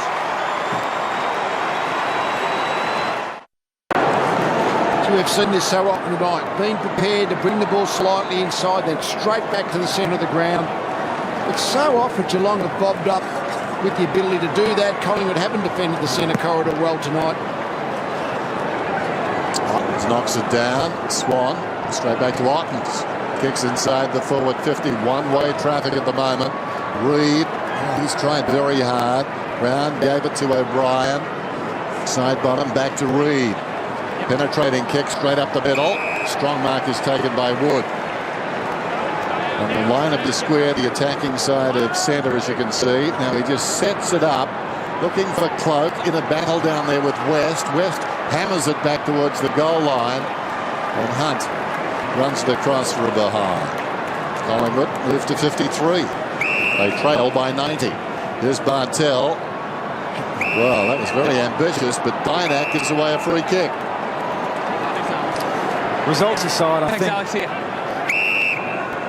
Collingwood need to look at these 2 games against Geelong as some of the really key indicators. That's inside 50s against, time in forward half against. Over an 8-quarter period for the year. It's an absolute domination by Geelong over Collingwood. They only won that game by 3 points, but the actual indicators of that game were certainly in Geelong's favour, and again, obviously tonight. It's been interesting in their rivalry over the last 3 or 4 years. They've played in 3 of the last 4 prelim finals. There've been a lot of one-sided matches, haven't they? I mean, the last 2 prelims have been big wins to either team. We talked about that upset when Collingwood beat Geelong in the middle of the year, or in 2008, I think it was. So we've had some cracking big wins. Christensen is such a big part of this win tonight in the early stages, where he kicked his 3, kicks the ball back inside your Cloak. He'd make a good defender, wouldn't he? Back to Swan. Back to Goldsack, back inside to Blair. We talked about that he had a fair bit to play for tonight. Bangs it forward. Oh, big flyby for Solo. Couldn't quite. Nearly a specky. Enright to Hunt. And then Hunt banging the ball wide. Sinclair will set himself. But this boy has got beautiful hands. Strong overhead, isn't he? Yep. Must do marking practice with James Bartel. I was just going to say. There's a bit about that, isn't it? Fantastic reach. It's like a big Jimmy Bartel, isn't it? Just a bigger version. But a long way to go yet. 5 goals. Makes his case a little better tonight. Only his 20th game. Menzel. This is Kelly. Prez has had enough. Will he be going down to the rooms? I would think so. Well, he hasn't got a breakfast show tomorrow, so no point going home early to bed. Over the football. Johnson tackled by Tuvey. And the umpire calls for it. Are you stalking him? Thank you. You said we'll know a fair bit about his movements. Thanks, sir. Well, he's got the brekkie show, you know, like up against Ross and John. They're going to square off to a few people now. There's the bounce. Knocked down nicely by Ottens. Well, it looked that way, but Blair was the man who got to it first and kicks it out of bounds. It's interesting, Bruce, when you talk about the games between Geelong and Collingwood over a period of time and some of the blowout margins. what they have been interesting results. Even the preliminary final in 07 was a really close game. It was probably closer than what people expected, and some of the blowouts have been unexpected also in terms of the result. Well, the Cats won one preliminary final by 71 points. This will be their greatest ever win over Collingwood if the score stays as it is right now. Ball close to the line. Chapman runs into Hunt. That's a couple of hard heads there. Christensen back to Bartel. Kelly's been fantastic. Back to Burns. Not a good night for Stokes to have general soreness, I would have thought, but I think it'll be safe. Just a quick thing. Collingwood have only lost 2 of their last 37 coming in, but this is Geelong, in winning tonight, have now won 100 of their last 117 games. Incredible effort, isn't it?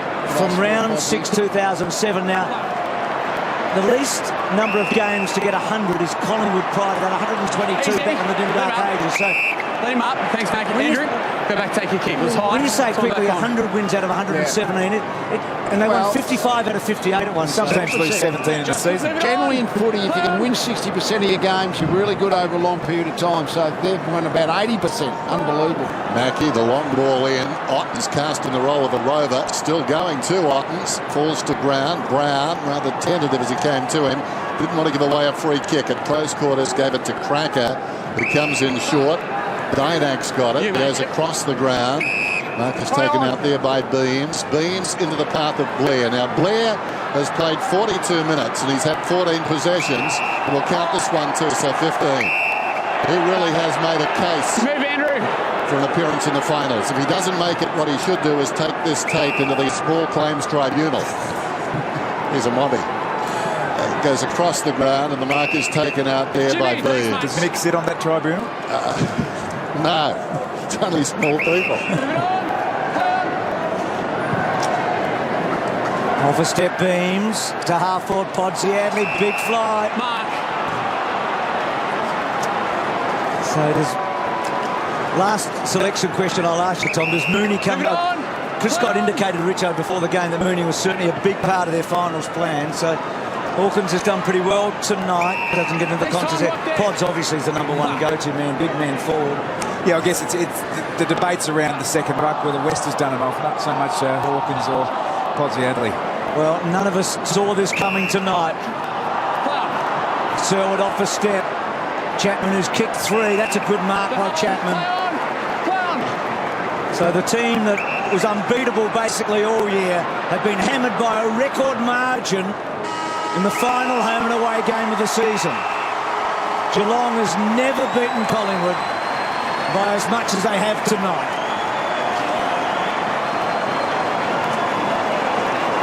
Just make sure you go in a straight line. Maybe the season hasn't been turned on its head, but you feel like something's changed here in 2 hours of football.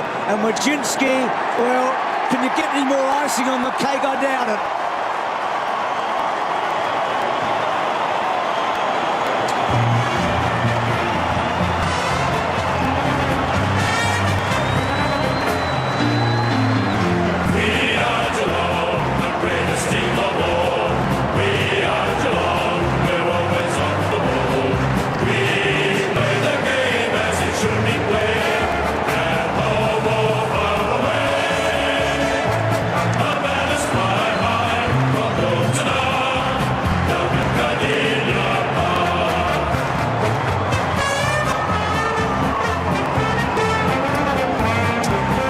Scoreboard, it is real, and Collingwood led 4 goals to nothing at one stage.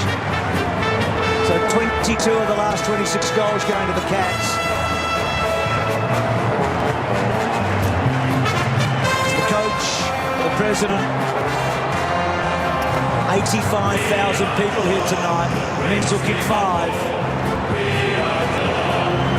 And Geelong breathe a bit more life into what I think will be a fascinating final series anyway, but can't wait for next Friday night now as we go down to Tim Watson.